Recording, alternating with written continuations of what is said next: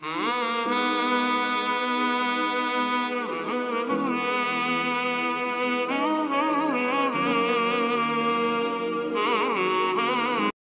علیکم ورحمۃ اللہ وبرکاتہ. الحمد للہ رب العالمین والصلاة والسلام علی نبینا محمد وعلی آلہ وصحبہ اجمعین ومن تبعهم بإحسان إلی یوم الدین. اعوذ باللہ السمیع العلیم من الشیطان الرجیم من حمزہ ونفخہ ونفثہ. بسم اللہ الرحمن الرحیم.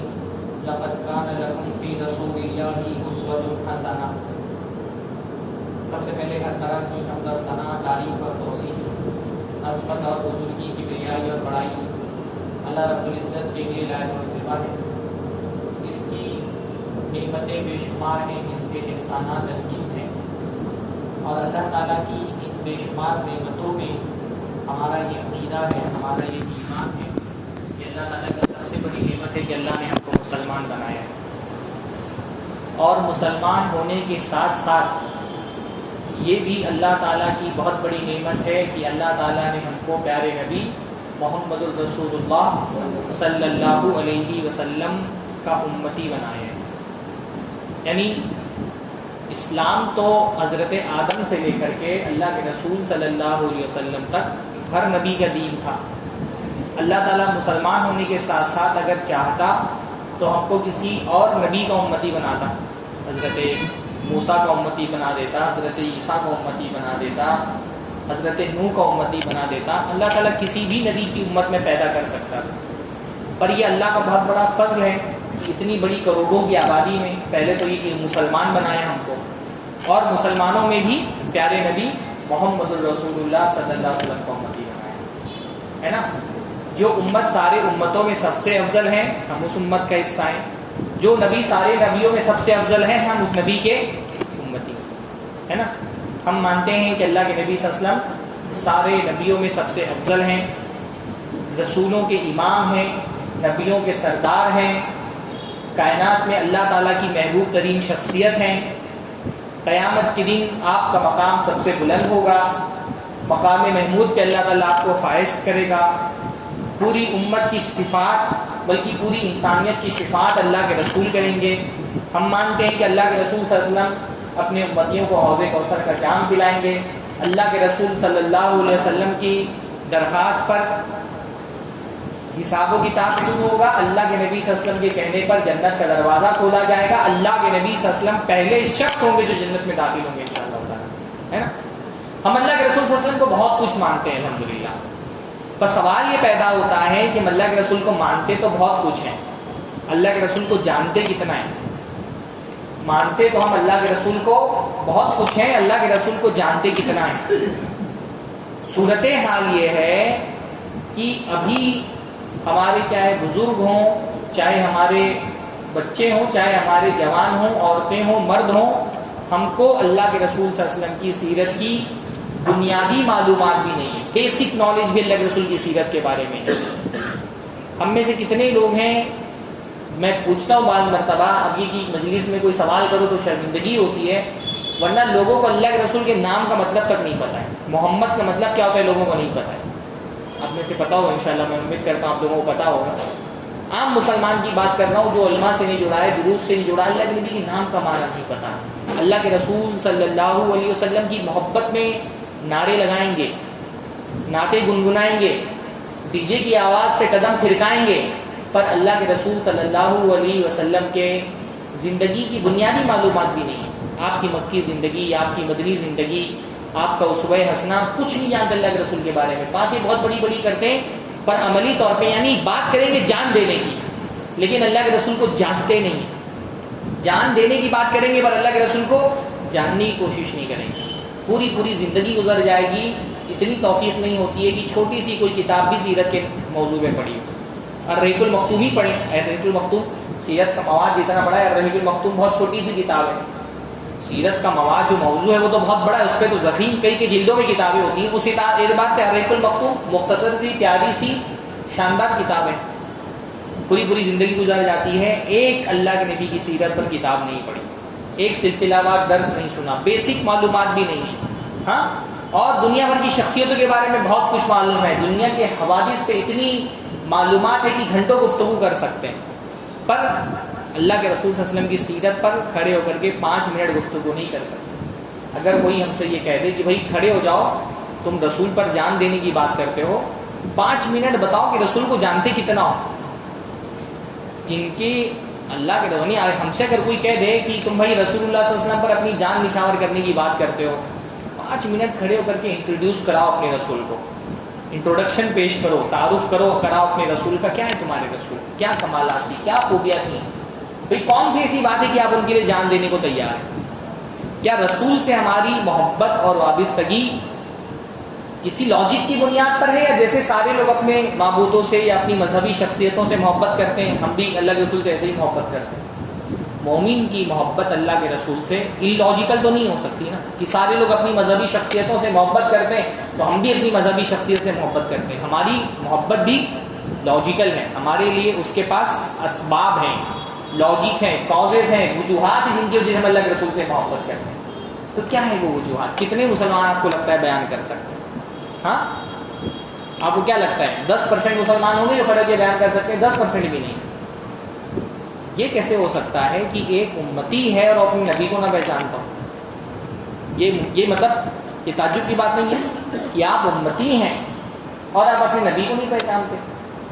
بھائی امتی کا تو سہارا قیامت کے دن اس کے نبی ہیں، یعنی اپنے اعمال کے ساتھ، اپنے ایمان کے ساتھ ایک بہت بڑا سہارا کیا اللہ کے رسول کی شفاعت کا سہارا ہے، کہ اللہ کے رسول صلی اللہ علیہ وسلم شفاعت کریں گے۔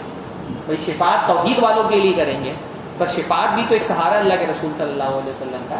ہاں، اللہ کے رسول یعنی اگر کوئی بیٹا یہ بولے میں اپنے باپ کو نہیں پہچانتا تو آپ کو تعجب ہوگا کہ نہیں ہوگا؟ اگر کوئی بیٹا بولے میں اپنے باپ کو نہیں پہچانتا ہوں تو آپ کو تعجب ہوگا نا۔ تو بیٹے کا باپ سے رشتہ زیادہ بڑا ہے یا امتی کا نبی سے رشتہ زیادہ بڑا ہے؟ بولیے، بیٹے کا باپ سے زیادہ رشتہ بڑا ہے یا نبی کا امتی کا نبی سے رشتہ بڑا ہے؟ ظاہر سی بات ہے، باپ بیٹے پہ ظلم کر سکتا ہے، نبی اپنی امت پر کبھی بھی ظلم نہیں کر سکتا۔ باپ ایسے فیصلے لے سکتا ہے جس سے بیٹے کا نقصان ہو، نبی کا فیصلہ ماننے پر امتی کا کبھی نقصان نہیں ہوگا۔ بھائی باپ کا بیٹے سے چھوڑیں، نبی کا حق ہم پر، اپنے باپ کو چھوڑیں، ہمارا اپنا حق جتنا ہم پر نہیں اس سے زیادہ نبی کا حق ہم پر ہے۔ النبی اولا بالمؤمنین من انفسہم، نبی کا حق مومنوں پر خود ان کی جانوں سے بھی زیادہ ہے، جتنا ہمارا اپنی ذات پر حق نہیں اس سے زیادہ نبی کا ہم پر حق ہے۔ ہم اپنی ذات پر ظلم کر سکتے، نبی ہم پر ظلم نہیں کر سکتے۔ باپ اور بیٹے کا جو احسان، ایک باپ کا جو بیٹے پر احسان ہوتا ہے وہ باپ کا احسان بڑا ہوتا ہے کہ بیٹے کا احسان بڑا ہوتا ہے؟ باپ کا احسان بڑا ہوتا ہے، نبی کا احسان بڑا ہوتا ہے؟ نبی کا احسان باپ کے احسان سے بھی بڑا ہے۔ اللہ کے نبی صلی اللہ علیہ وسلم کا احسان ہے کہ آج ہم لا الہ الا اللہ کی گواہی دینے والے ہیں۔ اللہ کے نبی کا احسان ہے کہ آج ہمارا سر اللہ تعالیٰ کے سامنے جھکتا ہے، ہم فریادیں اللہ کے نبی سے کرتے ہیں، دعائیں ہم فریادیں اللہ تعالیٰ سے کرتے ہیں، دعائیں اللہ تعالیٰ سے مانگتے ہیں۔ آج جو اسلام کی دولت ہم کو ملی ہے اللہ تعالیٰ کے فضل سے، یہ دولت کس کے سبب ملی ہے؟ محمد رسول اللہ صلی اللہ علیہ وسلم کے سبب۔ ہاں، باپ اور بیٹے کا رشتہ تو دنیا تک محدود ہے نا، جب تک دنیا ہے دنیا تک یہ رشتہ ہے۔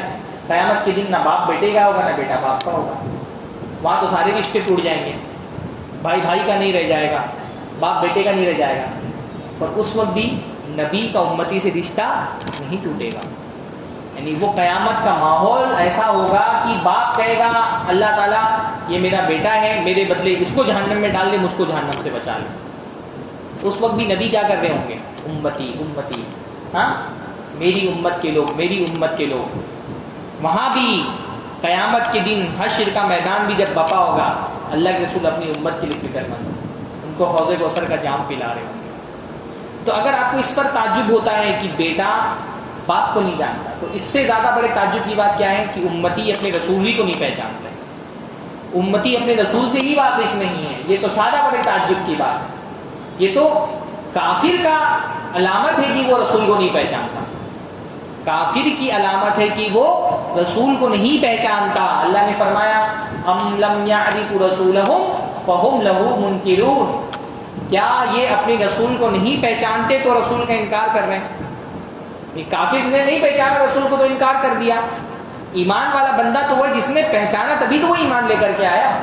ہمارا ایمان شعوری ہونا چاہیے، لاجیکل ہونا چاہیے. ہم اس لیے ایمان تھوڑی لائے کہ لوگ ایمان لائے تو ہم ایمان لے آئے. ہاں، ہمارا ایمان اس کے پیچھے پختہ اسباب ہونے چاہیے کہ اس لیے ہم ایمان لائے کہ ہمارے اماں ابا ایمان لائے تھے تو ہم بھی ایمان لے آئے.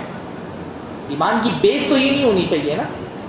تو یہ تو کافر کی علامت ہے کہ وہ اپنے رسول کو نہیں پہچانتا. امتی ہو کر کے رسول کو نہ پہچانے، یہ تو پاسبل ہی نہیں ہے، ممکن ہی نہیں ہے، اس کا امکان ہی نہیں ہے کوئی.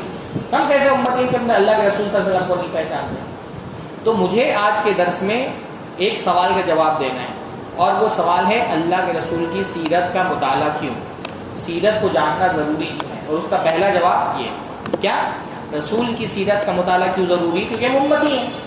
امتی ہونے کا تقاضا یہ ہے، امتی ہونے کی ڈیمانڈ یہ ہے کہ ہم رسول کو پہچانیں. ایسا امتی کیسے ہو سکتا ہے کہ رسول کو ہی نہ پہچانتا ہو؟ یہ پہلا جواب ہوا.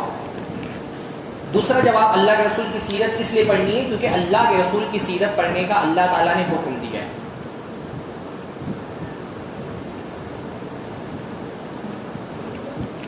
اللہ تعالیٰ نے حکم دیا ہے رسول کی سیرت پڑھنے کا. کہاں حکم دیا ہے؟ اللہ نے فرمایا لَقَدْ كَانَ لَكُمْ فِي رَسُولِ اللَّهِ أُسْوَةٌ حَسَنَةٌ، تمہارے لیے اللہ کے رسول صلی اللہ علیہ وسلم کی زندگی بہترین نمونہ ہے، بہترین آئیڈیل ہے. اللہ کے نبی صلی اللہ علیہ وسلم مثالی شخصیت ہے. جب کسی شخص کو نمونہ بنایا جاتا ہے تو اس کا مقصد کیا ہوتا ہے؟ کہ آپ ان کے جیسا بننے کی کوشش کریں، ہے نا. ان کو اگر وہ مثال ہے، ایگزامپل بنایا گیا ان کو، تو مطلب کیا ہے؟ آپ کو اپنی زندگی کو رسول کی سیرت کے سانچے میں ڈھالنا ہے، رسول کے جیسا بننے کی کوشش کرنا ہے، اپنا ظاہر رسول کی طرح بنانا ہے، اپنا باطن رسول کی طرح بنانا ہے، اپنی عبادتیں رسول کی طرح ادا کرنی ہے، اپنے معاملات رسول کی طرح رکھنے ہیں، اپنے اخلاق رسول کی طرح کرنے ہیں. تو رسول اللہ صلی اللہ علیہ وسلم کو اسوہ بنایا گیا، مطلب رسول کے جیسا بننے کی کوشش کرو. تو جو رسول کی سیرت نہیں پڑھے گا وہ رسول کے اسوہ کو کیسے اپنائے گا؟ بھائی اسوہ اپنانے کے لیے یعنی اللہ کے رسول کی سنت کیا ہے، یہ رسول کی سیرت سے پتہ چلے گا. جو سیرت نہیں پڑھے گا وہ سنت کو فالو کیسے کرے گا؟ اللہ کے رسول کی عبادتیں، اللہ کے رسول کے معاملات، اللہ کے رسول کے اخلاق، آداب، رویہ، یہ چیزیں سیرت میں آتی ہیں. تو اگر جو سیرت نہیں پڑھے گا وہ سنت کو فالو نہیں کر سکتا. بلکہ اسی لیے تو اللہ تعالیٰ نے اپنے رسول کی سیرت کو بہت اہتمام کے ساتھ محفوظ کر دیا. پوری انسانی تاریخ میں کوئی ایک ایسی شخصیت نہیں ہے چھوٹی بڑی جس کی زندگی کی حفاظت کا ویسا انتظام کیا گیا ہو جیسا اللہ کے رسول کی سیرت کی حفاظت کا انتظام کیا گیا ہے کہ نہیں. جتنی باریکی کے ساتھ رسول کی سیرت، یہ پورا جو علم حدیث جس کو ہم کہتے ہیں، سائنسز آف حدیث، علوم الحدیث، اس پوری سائنس کا جس میں ہر دور میں ذہین ترین لوگوں نے اپنی زندگیاں کھپا دی ہیں، اس پوری سائنس کا مقصد کیا ہے؟ رسول کی سیرت کی حفاظت ہی تو ہے. ہاں، پورا علم جو حدیث ہے، علم حدیث، اور اس میں جتنے بھی محدثین پیدا ہوئے انہوں نے کیا کیا زندگی پر؟ رسول کی سیرت کی حفاظت کی. آج ہم اپنے رسول کو جتنی باریکی سے جانتے ہیں، پوری انسانی تاریخ میں نہ کوئی غیر نبی نہ کوئی نبی، کسی کی زندگی ویسی محفوظ نہیں ہوئی جیسے اللہ کے رسول کی زندگی محفوظ ہے.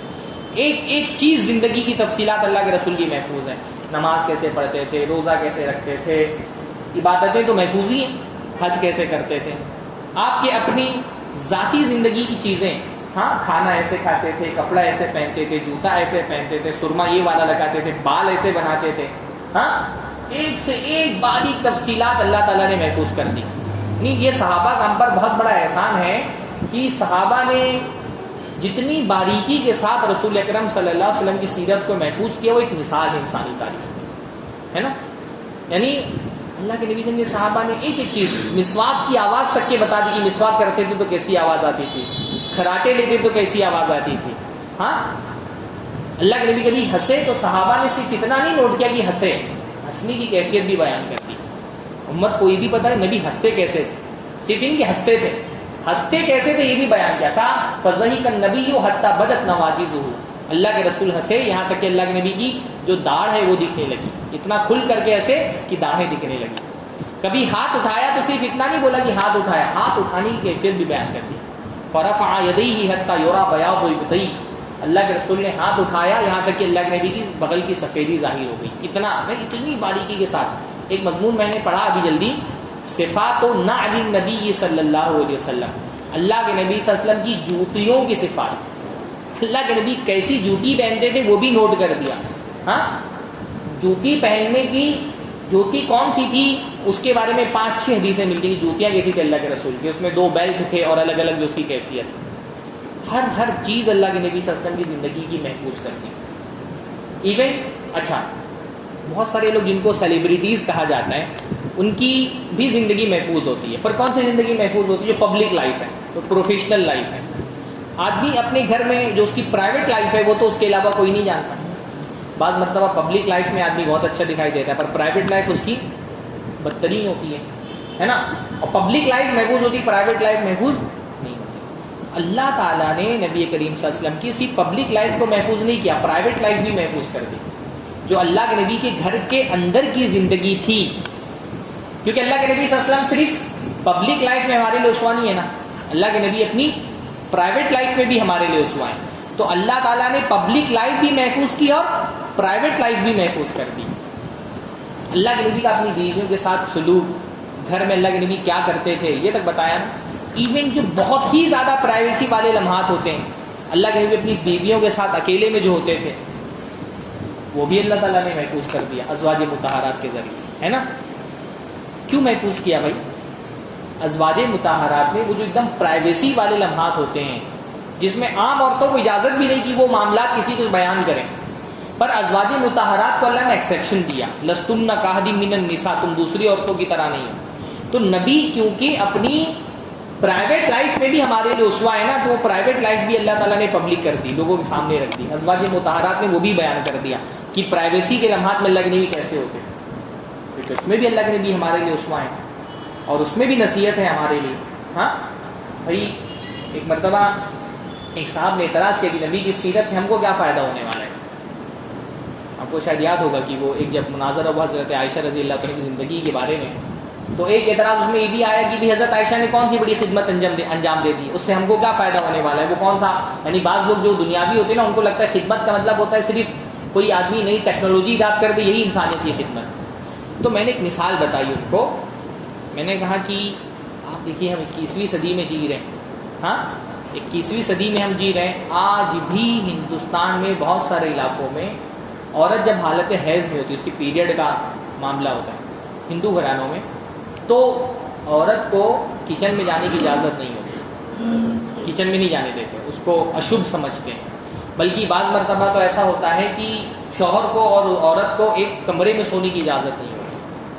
حضرت عائشہ فرماتی ہیں میں ناپاکی کی حالت میں ہوتی, حالت حیض میں, اور اللہ کے رسول صلی اللہ علیہ وسلم میرے ساتھ کھانا کھاتے ایک برتن میں, اور میں ہڈی چبا کر کے گوشت جہاں سے رکھتی تھی اللہ کے نبی بھی اٹھا کر کے وہیں سے گوشت کاٹتے. ایک تو یہ محبت کا اظہار تھا, اور ایک کیا تھا, تعلیم تھی.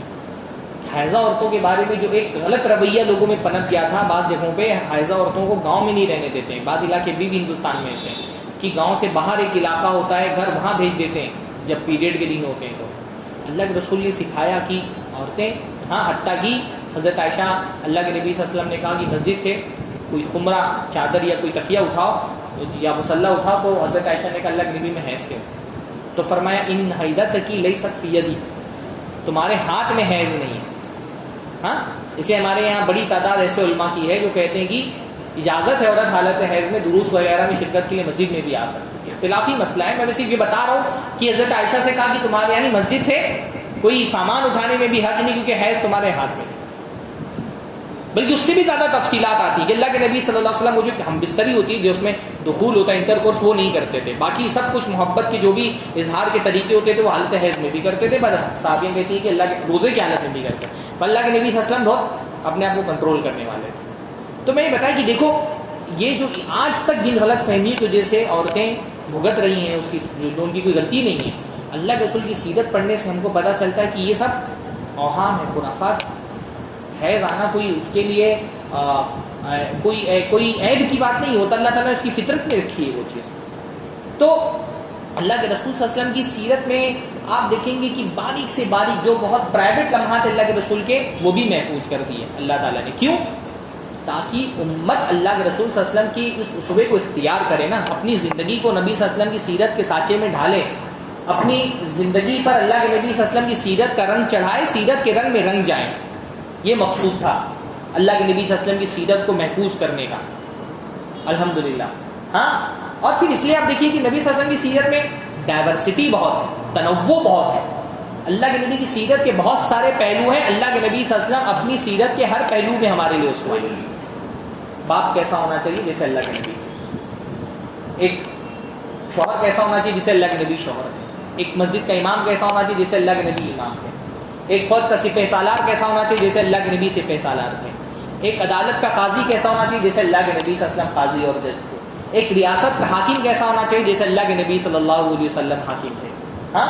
ایک دوست کیسا ہونا چاہیے؟ جیسے اللہ کے نبی صلی اللہ علیہ وسلم دوست تھے. ایک سیاستدان کیسا ہونا چاہیے؟ جیسے اللہ کے نبی سیاستدان تھے. ایک بیوروکریٹ کیسا ہونا چاہیے؟ جیسے اللہ کے نبی تک کی بیوروکریسی. یعنی آپ اتنا تنوع ہے، اتنے پہلو ہے سیرت کے. اللہ کے نبی اپنی سیرت کے ہر پہلو میں الحمدللہ ہمارے لیے اسوہ ہیں، ہمارے لیے نمونہ ہے. یہ اللہ کے نبی صلی اللہ علیہ وسلم کی سیرت بیان ہی محفوظ ہی اسی لیے کی گئی تاکہ ہم نبی صلی اللہ علیہ وسلم کی سیرت کو فالو کریں. جو پڑھے گا وہی فالو کرے گا. اللہ کے نبی صلی اللہ علیہ وسلم کی سیرت اس حیثیت سے اللہ تعالیٰ نے ہم کو حکم دیا ہے کہ ہم اللہ کے نبی صلی اللہ علیہ وسلم کی سیرت پڑھیں. دو چیزیں ہو گئی. تیسرا، اللہ کے نبی کی سیرت ایمان بڑھانے کے لیے پڑھنی چاہیے. قرآن کے بعد سب سے زیادہ جو چیز بندے کے ایمان کو بڑھانے والی وہ کیا ہے؟ اللہ کے نبی کی سیرت. سب سے زیادہ قرآن کے بعد جس چیز نے لوگوں کو اسلام کی طرف آنے کے لیے متاثر کیا وہ کیا ہے؟ اللہ کے نبی صلی اللہ علیہ وسلم کی سیرت. سب سے زیادہ لوگوں نے آپ دیکھیں گے قرآن کے بعد جس چیز کو پڑھ کر سن کر لوگوں نے اسلام قبول کیا وہ کیا تھا؟ اللہ کے نبی صلی اللہ علیہ وسلم کی سیرت. اللہ کے نبی کو دیکھ کر، آپ کے شب و روز کو دیکھ کر کے. ثمامہ بن مثال نے کیا کیا تھا؟ ثمامہ بن مثال کے عالم نے کیا کیا تھا؟ خالی مسجد میں لا کر کے باندھ دیا. 3 دن اللہ کے رسول صلی اللہ علیہ وسلم سے ملے اور اسلام قبول کر لیا. کہا کہ آج سے پہلے کوئی مبغوض آپ سے جیسا میری نظر میں نہیں تھا، آج کے بعد آپ سے زیادہ محبوب میری نظر میں کوئی نہیں. ہاں. تو اللہ کے رسول صلی اللہ علیہ وسلم کی سیرت اللہ کے نبی کو دیے گئے معجزات میں سے ایک معجزہ ہے. امام ابن حزم نے بات کہی ہے کہ اگر اللہ کے نبی صلی اللہ علیہ وسلم کو کوئی معجزہ نہیں دیا گیا ہوتا تو اللہ کے نبی صلی اللہ علیہ وسلم کی سیرت جو ہے وہ اللہ کے نبی کی نبوت کو ثابت کرنے کے لیے کافی معجزہ ہے، اور کسی معجزے کی ضرورت بھی نہیں تھی. ہاں.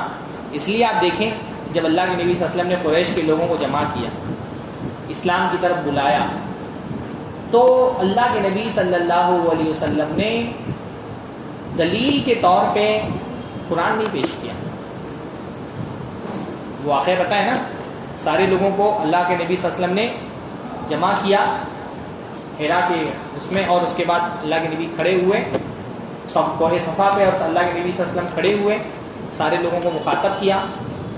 اپنے نبوت کی دلیل کے طور پہ اللہ کے نبی صلی اللہ علیہ وسلم نے قرآن پیش نہیں کیا. کیا پیش کیا؟ کیا ہوا تھا وہاں پر؟ ہاں، کیریکٹر، اپنی سیرت پیش کی نا. یعنی جب پہلی دعوت قوم والوں کے سامنے رکھی تو اللہ کے نبی صلی اللہ علیہ وسلم نے کوئی قرآن کی آیت نہیں پڑھی، اللہ کے نبی نے اپنی سیرت پیش کی. کہا کہ اگر میں کہوں کہ اس پہاڑ کے پیچھے ایک فوج تم پہ حملہ آور ہونے والی ہے تو کیا میرے کیریکٹر کے بارے میں تمہاری کیا رائے ہے؟ یہ کیریکٹر کیا تھا؟ یہ سیرت ہی تو تھی. جس کیریکٹر کو پیش کیا وہ سیرت ہی تھی نا. کہا میرے کیریکٹر کے بارے میں کیا رائے ہے تمہاری؟ اگر میں بول دوں کہ پیچھے سے ایک فوج حملہ آور ہونے والی ہے. سارے لوگوں نے بیک زبان کہا ما جربنا علیک الا صدقا، ہمارا تجربہ آپ کے بارے میں سوائے سچ کے اور کچھ نہیں ہے کہ آپ سچ بولتے ہیں، آپ جھوٹ نہیں بولتے.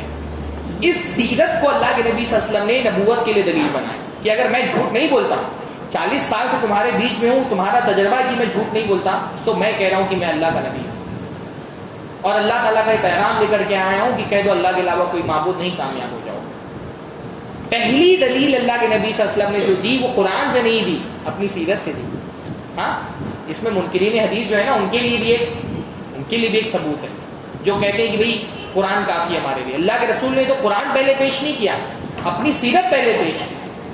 اور صرف اللہ کے پچھلے بھی انبیاء کو آپ دیکھیں، حضرت موسیٰ پہ تورات تو کب نازل ہوئی؟ وہ تو جب فرعون تباہ کر دیا گیا تب نازل ہوئی تورات نا. اس سے پہلے وہ کیا لے کر کے آئے تھے؟ ہاں، اپنی شخصیت کو بطور دلیل پیش کیا تھا انہوں نے، موسیٰ علیہ السلام. تو اللہ کے نبی صلی اللہ علیہ وسلم کی سیرت اللہ کے نبی کو دیے گئے معجزات میں سے ایک معجزہ ہے. اللہ کے نبی کی سیرت جو پڑھے گا وہ یقین کرے گا کہ اللہ کے نبی صلی اللہ علیہ وسلم اللہ کے بھیجے ہوئے رسول ہے. اس لیے بھی سیرت پڑھیے کیونکہ سیرت ایمان لانے کا، ایمان بڑھانے کا سبب ہے. یعنی ہماری دعوت کی جو بنیاد ہونی چاہیے وہ قرآن اور سیرت. لوگوں کو اگر ہم اسلام کی طرف بلائیں تو بھائی قرآن اللہ کی کتاب ہے، اللہ تعالیٰ کی توحید کی گواہی دینے کے لیے. اور اللہ کے رسول ہیں. اس کی سب سے بڑی دلیل کیا ہے؟ رسول اکرم صلی اللہ علیہ وسلم کی سیرت. آپ کسی عیسائی سے ڈیبیٹ کریں اگر نا، ایک اصول ایک پوائنٹ بتاتا ہوں آپ کو، اس سے پوچھیے کہ کون سی ایسی دلیل ہے جس کی وجہ سے تم حضرت عیسیٰ کو اللہ کا رسول مانتے ہو؟ ہم وہ دلیل ثابت کریں گے کہ اللہ کے رسول حضرت عیسیٰ سے زیادہ تھے. بھائی جو رسالت کو نہیں مانتا اس سے تو ایک الگ پوائنٹ پر گفتگو ہوگی کہ وہ رسالت کو مانے، پر اگر تم حضرت عیسیٰ کو رسول مانتے ہو، حضرت موسیٰ کو رسول مانتے ہو، تو کون سی ایسی چیز ہے جس کی بنیاد پر تم حضرت عیسیٰ حضرت موسیٰ کو رسول مان سکتے ہو پر اللہ کے رسول محمد صلی اللہ علیہ وسلم کو رسول نہیں مان سکتے؟ یہ بہت بڑا مسئلہ ہے نا کہ ہم جب بھی ملحدین سے گفتگو کرتے ہیں صرف توحید کے بارے میں، اللہ کی ذات کے وجود کے بارے میں گفتگو کرتے ہیں. ملحدین سے ہمارا اختلاف صرف توحید پر نہیں، رسالت پر بھی، اور برابر کا اختلاف ہے. اللہ نے توحید کو رسالت سے الگ ذکر نہیں کیا. لا الہ الا اللہ محمد رسول اللہ ایک ساتھ ذکر کیا اللہ تعالیٰ نے. اسلام کے ارکان میں دونوں رکن کو، یہ دونوں چیزوں کو ایک ساتھ ایک رکن میں رکھا ہے اللہ تعالیٰ نے. توحید کا اقرار کر کے بندہ مسلمان ہو ہی نہیں سکتا جب تک رسول اللہ کی رسالت کا اقرار نہ کرے. تو رسول اللہ صلی اللہ علیہ وسلم کی رسالت کو ثابت بھی کرنے کے لیے، اور اگر ہم مانتے بھی ہیں رسول، تو اس رسالت کے ایمان میں کمی، ایمان گھٹتا بڑھتا ہے نا، تو ایمان کو بڑھانا ہے تو کیا بڑھانا؟ اللہ کے رسول کی سیرت. بھائی میں تو یہ سمجھتا ہوں کہ جو بندہ الرحیق المختوم پڑھتے ہوئے 8-10 مرتبہ رویا نہ ہو، اس کو فکر کرنی چاہیے کہ میرا دل سخت نہ ہو گیا. اگر الرحیق المختوم پڑھتے ہوئے 8-10 مرتبہ آنکھوں میں آنسو نہ آ گئے ہوں تو ہم کو اپنے دل کی فکر ہے نہیں. کتابیں سیرت پر الرحیق المختوم سے اچھی بھی بہت ساری لکھی گئی. زاد المعاد بہت بڑی کتاب ہے، اچھی کتاب ہے ابن القیم کی، اور استناد کے اعتبار سے بھی الرحیق المختوم سے اچھی بہت ساری کتابیں. الرحیق المختوم کی خاصیت یہ ہے نا کہ ایسا لگتا ہے مولانا نے بالکل جذبات کی سیاہی میں قلم ڈبو کر کے وہ کتاب لکھی ہے. جو ان کے ایمان کا جوش اور ولولہ ان کے الفاظ میں دکھائی دیتا ہے، جو ایک دم ان کا ایمان کھڑکتا ہوا محسوس ہوتا ہے نا لفظوں میں، وہ جذباتی کیفیت کوئی اور کتاب پڑھتے ہوئے طاری نہیں ہوتی جو الرحیق المختوم پڑھتے ہوئے طاری. ہاں ایک دم جیسے لگتا ہے ایمان بڑھ جاتا ہے جب اللہ کے نبی کی سیرت پڑھو. تو الرحیق المختوم یا کوئی بھی سیرت کی اس سے بھی اچھے بیانات سنو تو اللہ کے نبی صلی اللہ علیہ وسلم کی زندگی کے، بدر کا اور تبوک، اللہ کے نبی کی ہجرت، اللہ کے نبی صلی اللہ علیہ وسلم کی مکی زندگی، اور مکی زندگی میں اللہ کے نبی صلی اللہ علیہ وسلم کی قربانیاں. ہاں تو سیرت تیسرا جواب. پہلا جواب کیا تھا؟ نبی صلی اللہ علیہ وسلم کی امتی ہونے کا تقاضا ہے کہ سیرت ہے. دوسرا تھا اللہ تعالیٰ کا حکم ہے. تیسرا کیا کہ نبی صلی اللہ علیہ وسلم کو دیے گئے معجزات میں سے ایک معجزہ ہے سیرت. تو اس کو پڑھنے سے ایمان، یعنی جو کفر جو ہے وہ ایمان میں بدلتا ہے اور ایمان میں اضافہ بھی ہوتا ہے. تو یہ 3 وجہ ہو گئی. چوتھی وجہ سیرت پڑھنے کی یہ ہے کہ سیرت پڑھنے سے عقیدے کی اصلاح ہوتی ہے.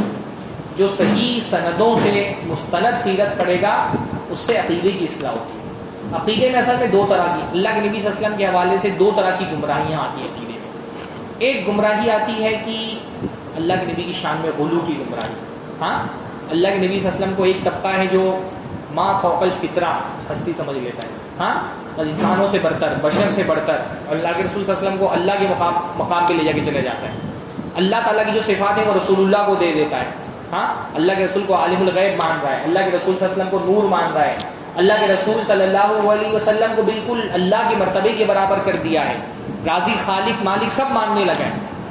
یہ کون کرتا ہے؟ جس نے رسول کی سیرت نہیں پڑھی. رسول کی سیرت پڑھتے ہوئے آپ کو رسول کا صحیح مقام سمجھ میں آتا ہے کہ رسول اپنی سارے کمالات، اللہ کی نبی صلی اللہ علیہ وسلم کی عظمتوں کی انتہا کوئی نہیں، بہت عظمتیں، کمالات بے شمار ہیں، پر اللہ کے نبی اپنے سارے کمالات اور ساری عظمتوں کے ساتھ آخر میں کیا ہے بشر، بندے ہی ہیں، الہ نہیں ہو گئے، بشر ہی ہیں. آپ کے اختیارات، آپ کو وہ اللہ تعالیٰ کے اختیارات اللہ کے نبی ہم کے ہاتھ میں نہیں. اور اس کا احساس کب ہوتا ہے؟ جب آپ رسول کی سیرت پڑھتے ہیں. ہاں کہ کہاں یہ، اور اللہ کے رسول صلی اللہ علیہ وسلم کا بندہ ہونا کوئی عیب کی بات نہیں ہے. اللہ کے رسول صلی اللہ علیہ وسلم کا عبد ہونا کوئی عیب کی بات ہے. بھئی ہم تو جب اللہ تعالیٰ کی وحدانیت کی گواہی دیتے ہیں، رسول اللہ کی رسالت کی گواہی دیتے ہیں، تو ساتھ میں رسول اللہ کی عبدیت کی بھی گواہی دیتے ہیں نا. اشہد ان لا الہ الا اللہ واشہد ان محمدا عبدہ ورسولہ. میں گواہی دیتا ہوں کہ محمد صلی اللہ علیہ وسلم اللہ کے بندے اور اللہ کے رسول ہیں. بندگی کا اظہار کوئی عیب کی بات نہیں. بندہ، اللہ تعالیٰ کا بندہ ہونا تو فضل کی بات ہے نا. اس لیے قرآن مجید میں جہاں نبی کا کوئی اہم مقام ذکر ہوتا ہے وہاں اللہ کے نبی کو اللہ تعالیٰ بندہ کہہ کر کے اللہ کے نبی کا ذکر کرتا ہے کہ نہیں؟ سبحان الذی اسری بعبدہ معراج کا موقع بڑا موقع تھا، تو اللہ نے کیا فرمایا؟ اللہ کی ذات پاک ہے جس نے اپنے بندے کو اسراء کرائی، لے کر کے گیا. ہاں قرآن کا نزول بہت بڑی چیز ہے، تو فرمایا الحمدللہ الذی انزل علی عبدہ الکتاب، ساری تعریف اللہ کے لیے جس نے اپنے بندے پر کتاب نازل کی. تو سیرت پڑھنے سے یہ اللہ کے نبی کی جو ابدیت ہے اور اللہ کے نبی کی جو بشریت ہے وہ نمایاں ہو کر کے سامنے آتی ہے نا. اس لیے جو سیرت پڑھے گا وہ اللہ کے رسول کو عالم الغیب نہیں مانے گا. قدم قدم پہ اس کو ثبوت ملے گا کہ نہیں رسول اللہ صلی اللہ علیہ وسلم عالم الغیب نہیں تھے، غیب کا علم اللہ کے رسول کو نہیں تھا.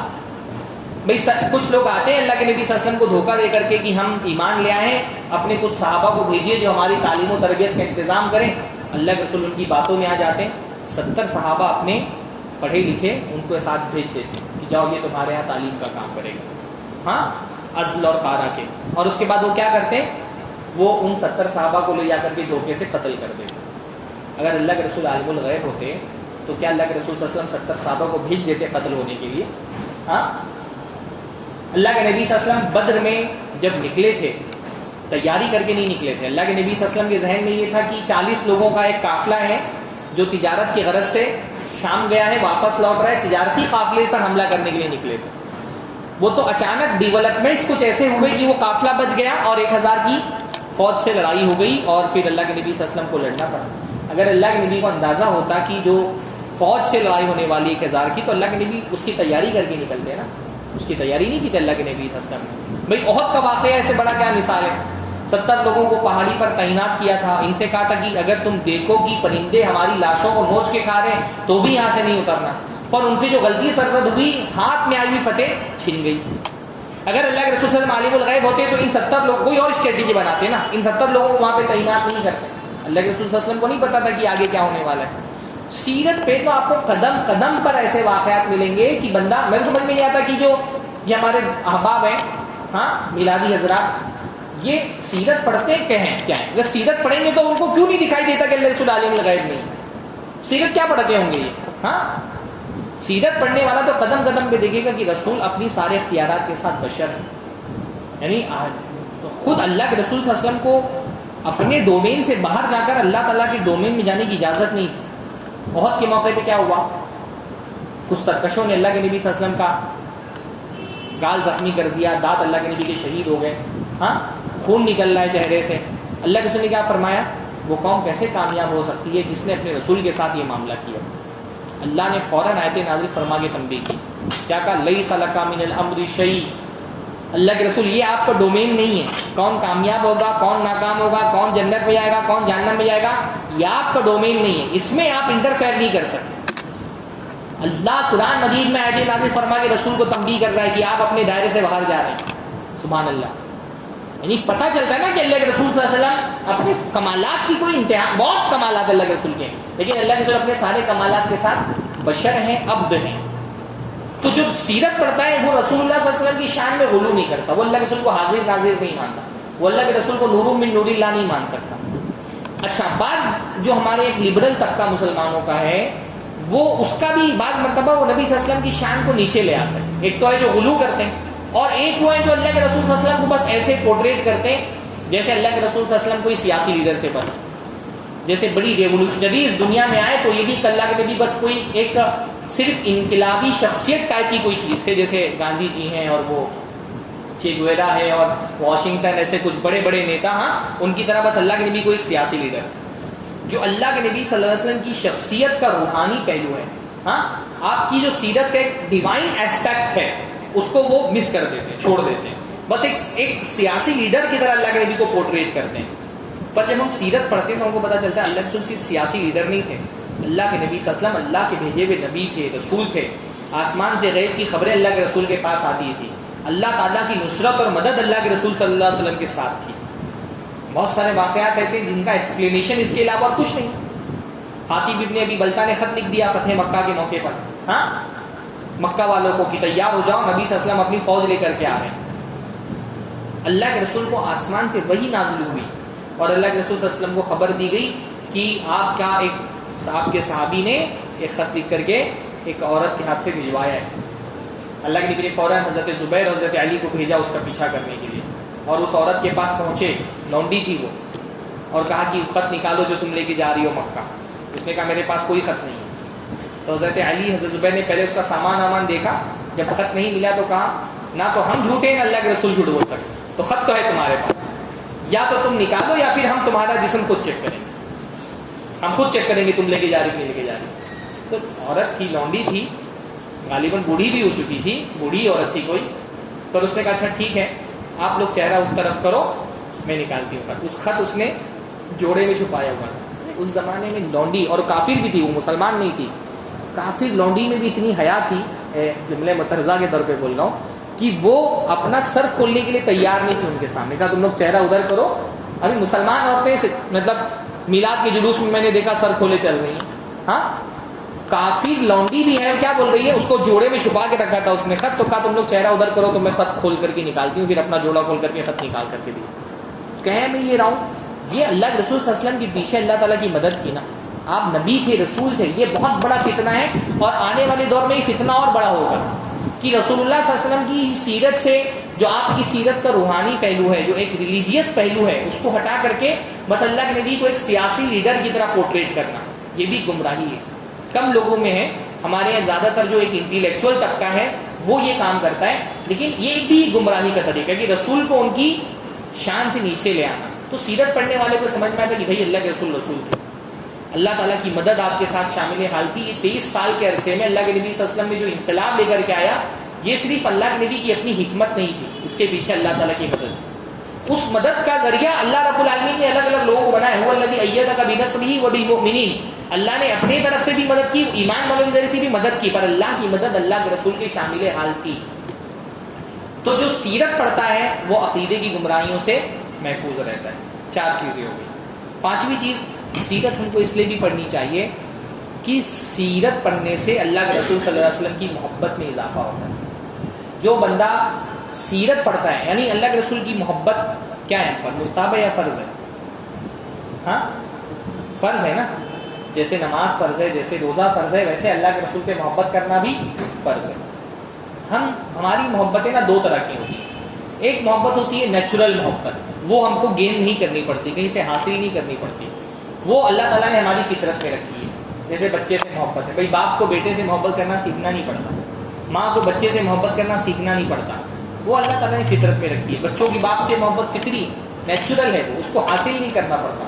کچھ محبتیں وہ ہوتی ہیں جن کو حاصل کرنا پڑتا ہے، ہاں ان کو سیکھنا پڑتا ہے، وہ پیدا کرنی پڑتی، وہ اپنے آپ دل کے اندر نہیں پیدا ہو جائیں گی، ان کو پیدا کرنا پڑے گا. رسول اللہ کی محبت ایسی محبت ہے کہ اس محبت کو اپنے دل کے اندر پیدا کرنے کے لیے محنت کرنی پڑے گی. اور رسول اللہ کی محبت دل میں پیدا ہو، اس کا بہت بڑا ذریعہ کیا ہے؟ رسول کی سیرت پڑھو.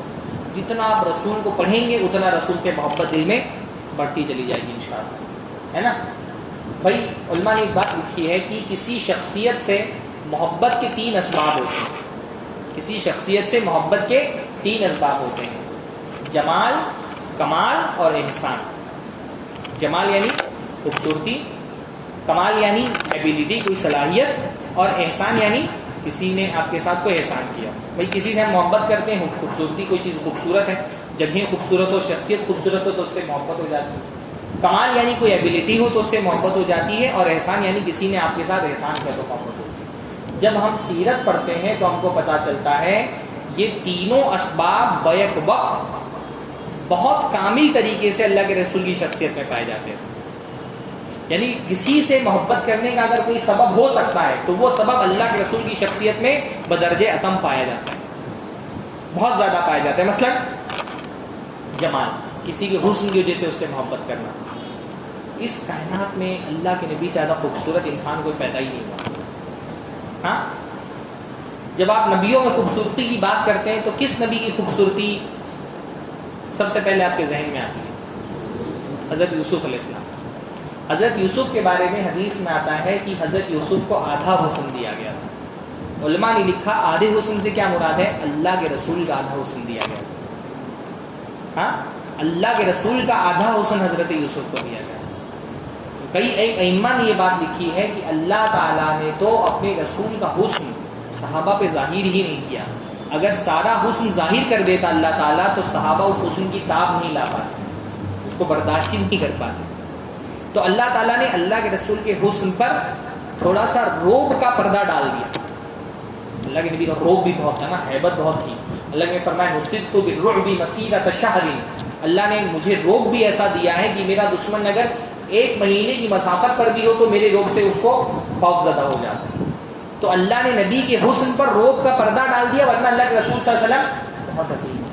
ہاں, ایک بڑا پیارا سا شعر ہے تو ایک بدعتی شاعر کا, لیکن شعر بہت پیارا ہے. ہاں, کہ حسن یوسف پہ کٹی مصر میں انگشت زنا, حسن یوسف پہ کٹی مصر میں انگشت زنا, سر کٹاتے ہیں تیرے نام پہ مردان عرب.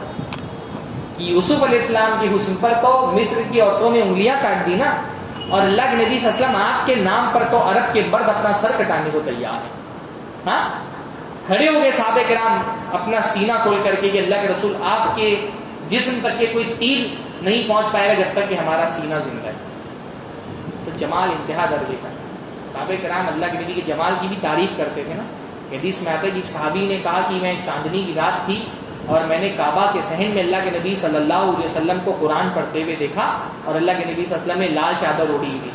ہاں, اس سے علماء نے استدلال بھی کیا کہ لال کلر کا کپڑا انشاءاللہ پہن سکتے ہیں. تو لال چادر اللہ کے نبی صلی اللہ علیہ وسلم نے اوڑھی ہوئی تھی.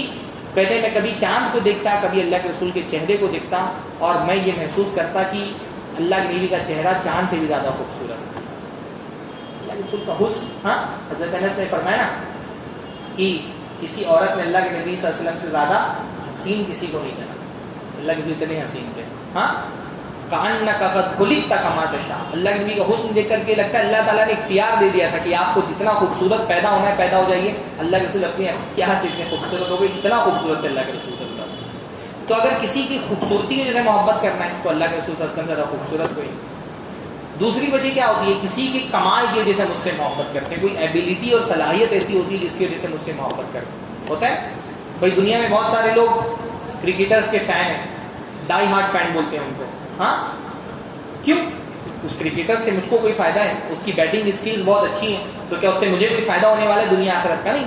لیکن بس بھائی ہے, کسی کو کوئی سچن کا فین ہے, کوئی وراٹ کوہلی کا فین ہے. ہاں, کوئی فٹ بالر سے محبت کرنے لگتا ہے. ہاں, میسی ہے, رونالڈو ہے, کیوں محبت کرتے ہو بھائی؟ اس سے تمہارا کوئی فائدہ ہونے والا نہیں. لیکن کسی ایبلٹی کی وجہ سے مجھ سے محبت کرتے ہیں, اس کے فین بن جاتے ہیں. کبھی ہندوستان میں تو فلم اسٹاروں کے بہت سارے فین ہیں, ان کی ایکٹنگ سے مجھے کیا فائدہ ہونے والا ہے؟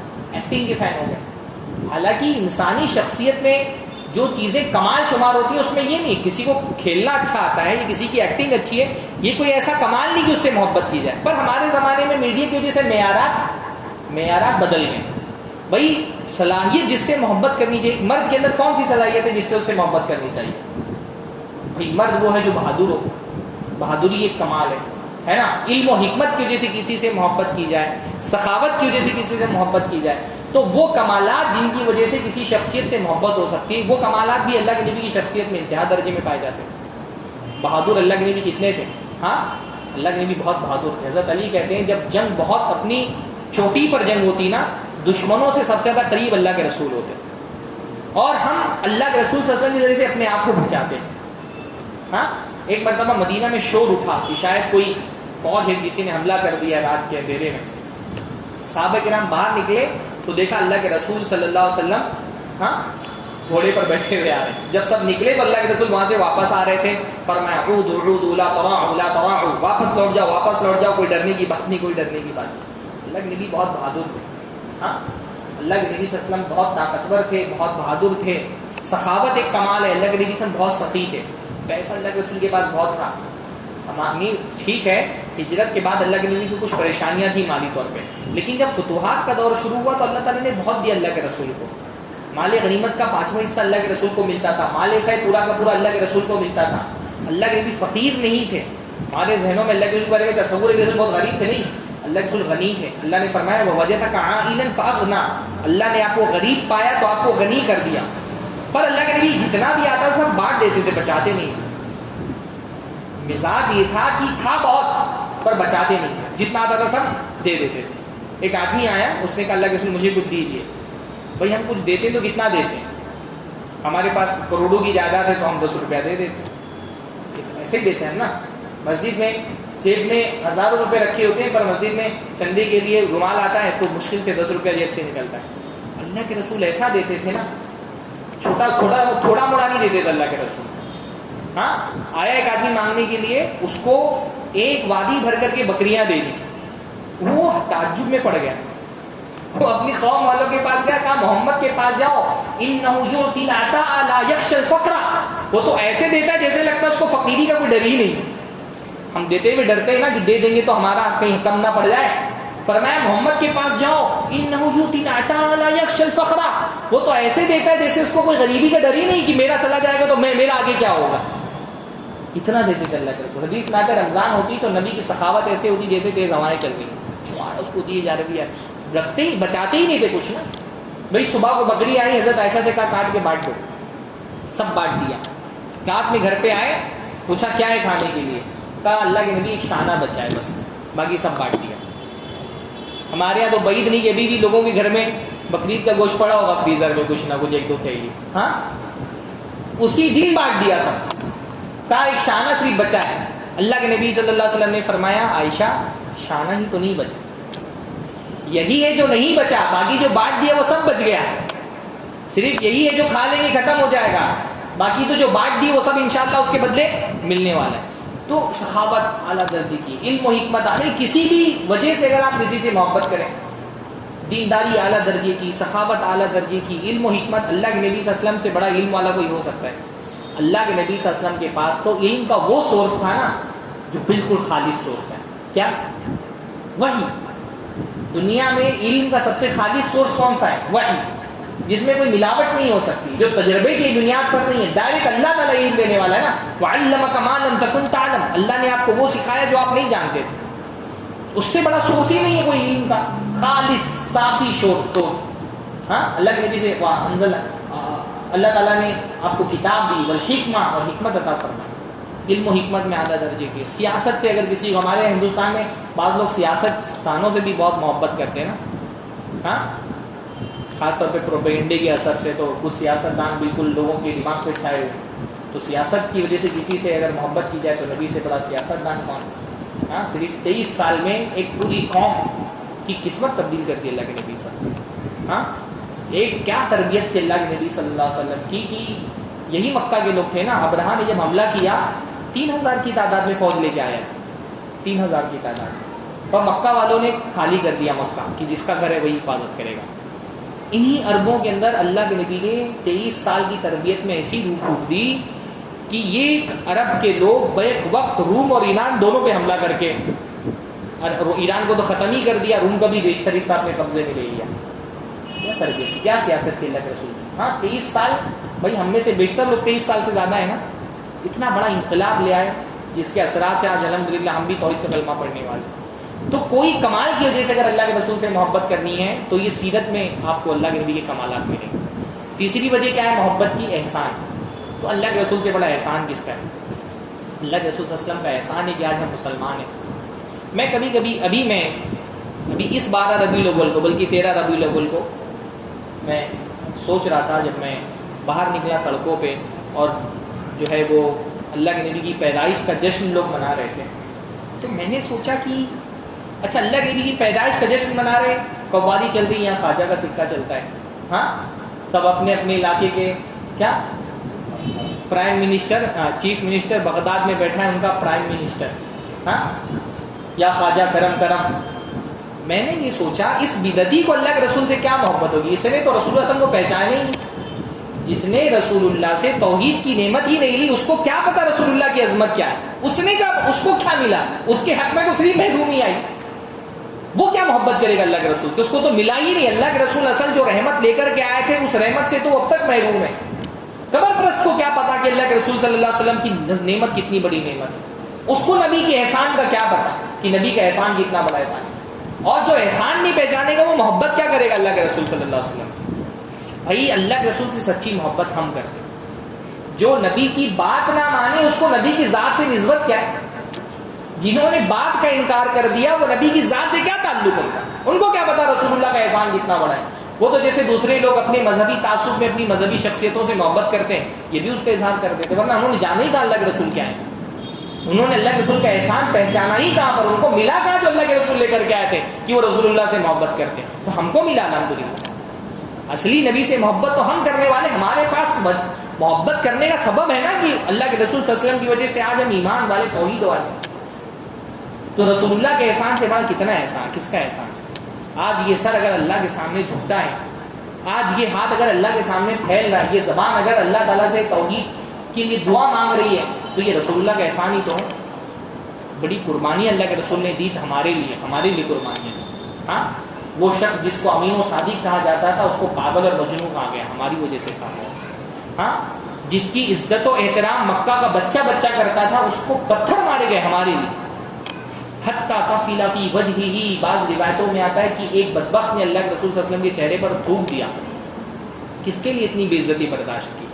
ہمارے لیے برداشت کی نا۔ کتنا بڑا احسان اللہ کے رسول صلی اللہ علیہ وسلم کا۔ واللہ جب درود پڑھے نا، درود پڑھتے بھی اس احساس کے ساتھ درود پڑھیں کہ اللہ کے رسول کا احسان بہت بڑا ہے، ہم زندگی میں چھپا نہیں سکتے اس کا احسان۔ ٹھیک ہے، تو درود پڑھ دیتے ہیں تو ایک یہ ہوتا ہے کہ چلو اللہ کے رسول صلی اللہ علیہ وسلم کا شکرانے کے طور پہ درود پڑھیں کہ اللہ کے رسول کا احسان ہم پر بہت بڑا ہے۔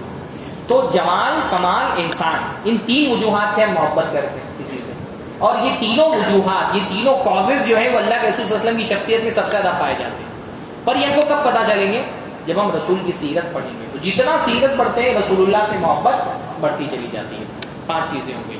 چھٹی چیز یہ ہے کہ صرف یہ نہیں کہ آپ اللہ کے رسول کی محبت بڑھتی ہے، بلکہ رسول اللہ صلی اللہ علیہ وسلم کی، بلکہ یہ 5ویں چیز اسی میں ایڈ کر لیں کہ اللہ کے رسول صلی اللہ علیہ وسلم کی سیرت پڑھنے سے محبت میں اضافہ ہوتا ہے، اور محبت ہوگی تو رسول اللہ کی سیرت پڑھیں گے، ہے نا۔ جس کو نبی سے محبت ہوگی وہ نبی کو جاننے کی کوشش کرے گا۔ ایسا ہی ہوتا ہے بھائی، آپ جس سے محبت کرتے ہیں اس کی زندگی کے ہر پہلو کے بارے میں آپ نظر رکھتے ہیں، اس کو فالو کرتے ہیں، ہے نا۔ ہماری جو انسٹاگرام جنریشن ہے، فالو کرنے کا مطلب اس سے بہتر کون جانتا ہوگا کہ کوئی سیلیبریٹی بن جاتا ہے تو اس کی پرائیویٹ لائف پرائیویٹ نہیں رہ جاتی، اس کا سب کچھ پبلک ہو جاتا ہے، اس کی کوئی پرسنل زندگی ہی نہیں رہ جاتی، اس کی ہر شے سے اس کے فینس کو دلچسپی ہوتی ہے۔ ہاں، یعنی اگر کوئی کرکٹر ہے لوگ اس سے محبت کرتے ہیں تو صرف اس کی کرکٹ سے محبت نہیں کرتے، پھر اس کی ذاتی زندگی سے بھی محبت ہے، وہ بال کیسے رکھ رہا ہے، وہ داڑھی کیسے رکھ رہا ہے، وہ شادی کس سے چل رہی ہے، افیئر کس کے ساتھ میں ہے، بچے کیسے ہیں، بچوں کو بھی سیلیبریٹی بنا دیتے ہیں نا لوگ۔ ہاں بھائی، پچھلے دنوں میں ہالی ووڈ کے ایک جوڑے کے درمیان میں کچھ ڈسپیوٹ چل رہا تھا، تو اس کی جو عدالت کی کارروائی ہے وہ انسٹاگرام پہ لائیو ہو رہی تھی، غالباً ملینز میں ویوز ہیں۔ وہ کیریکٹر ہے ہالی ووڈ کی فلم کا، لیکن اس کی ذاتی زندگی سے اتنی دلچسپی کہ اس پہ بھی لوگ میمز بنا رہے ہیں، ویڈیو کاٹ کر کے ڈال رہے ہیں۔ کیوں؟ کہ انسان جس سے محبت کرتا ہے اس کی ذات کی اس سے متعلق ہر چیز سے محبت ہو جاتی ہے، اس کی ہر چیز جاننا چاہتا ہے۔ صحابہ کو اللہ کے رسول سے محبت تھی، تو آپ دیکھیے صحابہ ایک چیز سے اللہ کے نبی کی دلچسپی لیتے ہیں۔ یعنی ایک صحابی کہتے ہیں کہ میں نے بیٹھے بیٹھے اللہ کے رسول کی داڑھی اور سر کے سفید بال گن لیے، اللہ کے رسول کی داڑھی اور سر کے سفید بال گن لیے، اور اللہ کے نبی کی داڑھی اور سر میں کل ملا کر کے 17 بال سفید، 20 بال سفید نہیں ہوئے تھے آخر تک اللہ کے رسول کے۔ کیوں گنا بھائی؟ اس سے کوئی دینی فائدہ تو نہیں ہے نا کہ ابھی عبادتوں کے لیے ضروری ہے۔ جس سے محبت ہے نا تو اس کی ہر چیز سے محبت ہوتی ہے، اس کے بارے میں انسان جاننا چاہتا ہے، معلومات رکھنا چاہتا ہے۔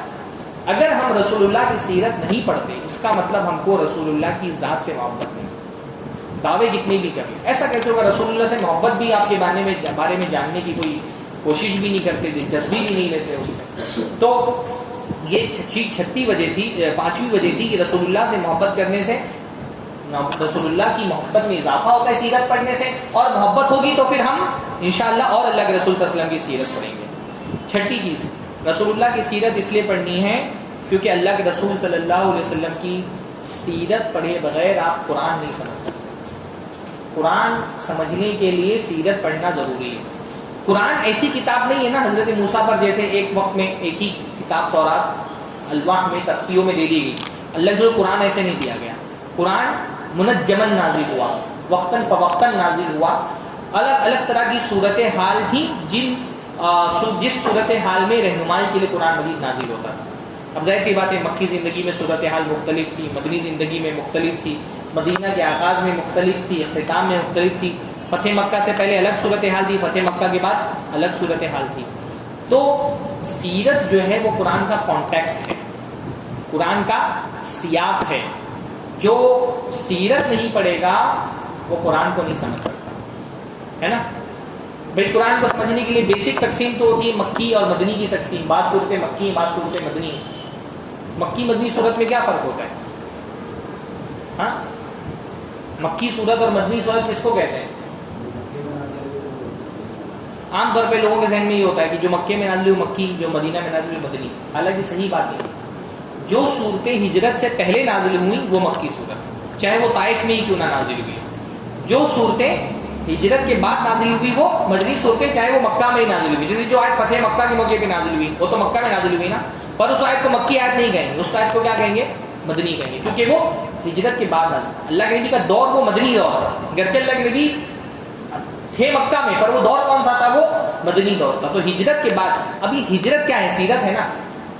ہجرت کیا ہے؟ اللہ کے نبی کی سیرت کا حصہ ہے۔ اگر آپ کو ہجرت نہیں پتا تو یہی تقسیم آپ نہیں سمجھ پائیں گے کہ مکی مدنی صورتوں میں کیا تقسیم ہے۔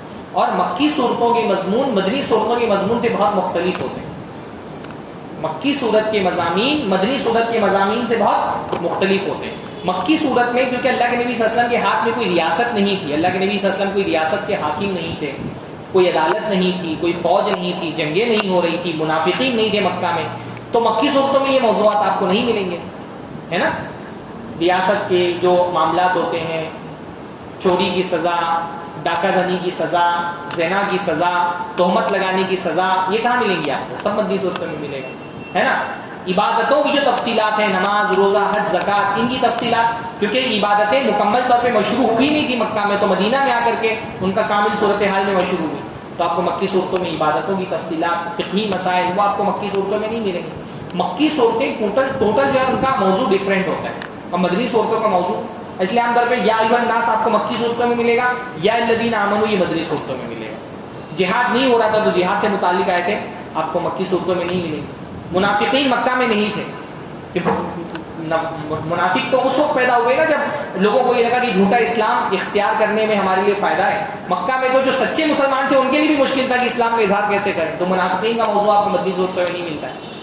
یہ ساری جو قرآن مجید کو سمجھنے کی بیسک ایک ضرورت ہے، وہ کیا ہے کہ سیرت آپ نے پڑھی۔ سیرت آپ نہیں پڑھے ہیں تو آپ قرآن کو اچھے سے نہیں سمجھ سکتے، کیونکہ آپ قرآن کو سمجھنے کے لیے شان نزول جاننا ضروری ہے نا۔ سبب نزول ہے شان نزول۔ شان نزول کیا ہوتا ہے؟ سیرت ہی تو شان نزول ہوتا ہے۔ شان نزول سیرت ہی کو تو شان نزول کہتے ہیں۔ تو جب آپ نے سیرت نہیں پڑھی تو آپ شان نزول نہیں جانتے، شان نزول نہیں جانتے تو آپ قرآن کو سمجھ نہیں پائیں گے۔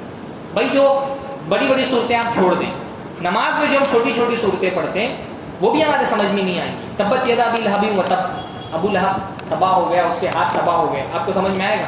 سیرت پڑھیں گے تبھی پتہ چلے گا نا۔ اس آیت میں تو کہیں بھی بیان نہیں ہے ابو لہب کون تھا، یہ بھی نہیں بیان ہے اس میں۔ ہاں، وامرأتہ حمالۃ الحطب، اس کی ماں، اس کی بیوی جو ہے وہ لکڑی اٹھانے والی ہے، تو آپ کو کیسے پتہ چلے گا کہ ابو لہب کی بیوی کیا کرتی تھی، کون تھی، کیوں اللہ تعالیٰ نے اس کو قرآن میں؟ سیرت پڑھیں گے تبھی سمجھ میں آئے گا۔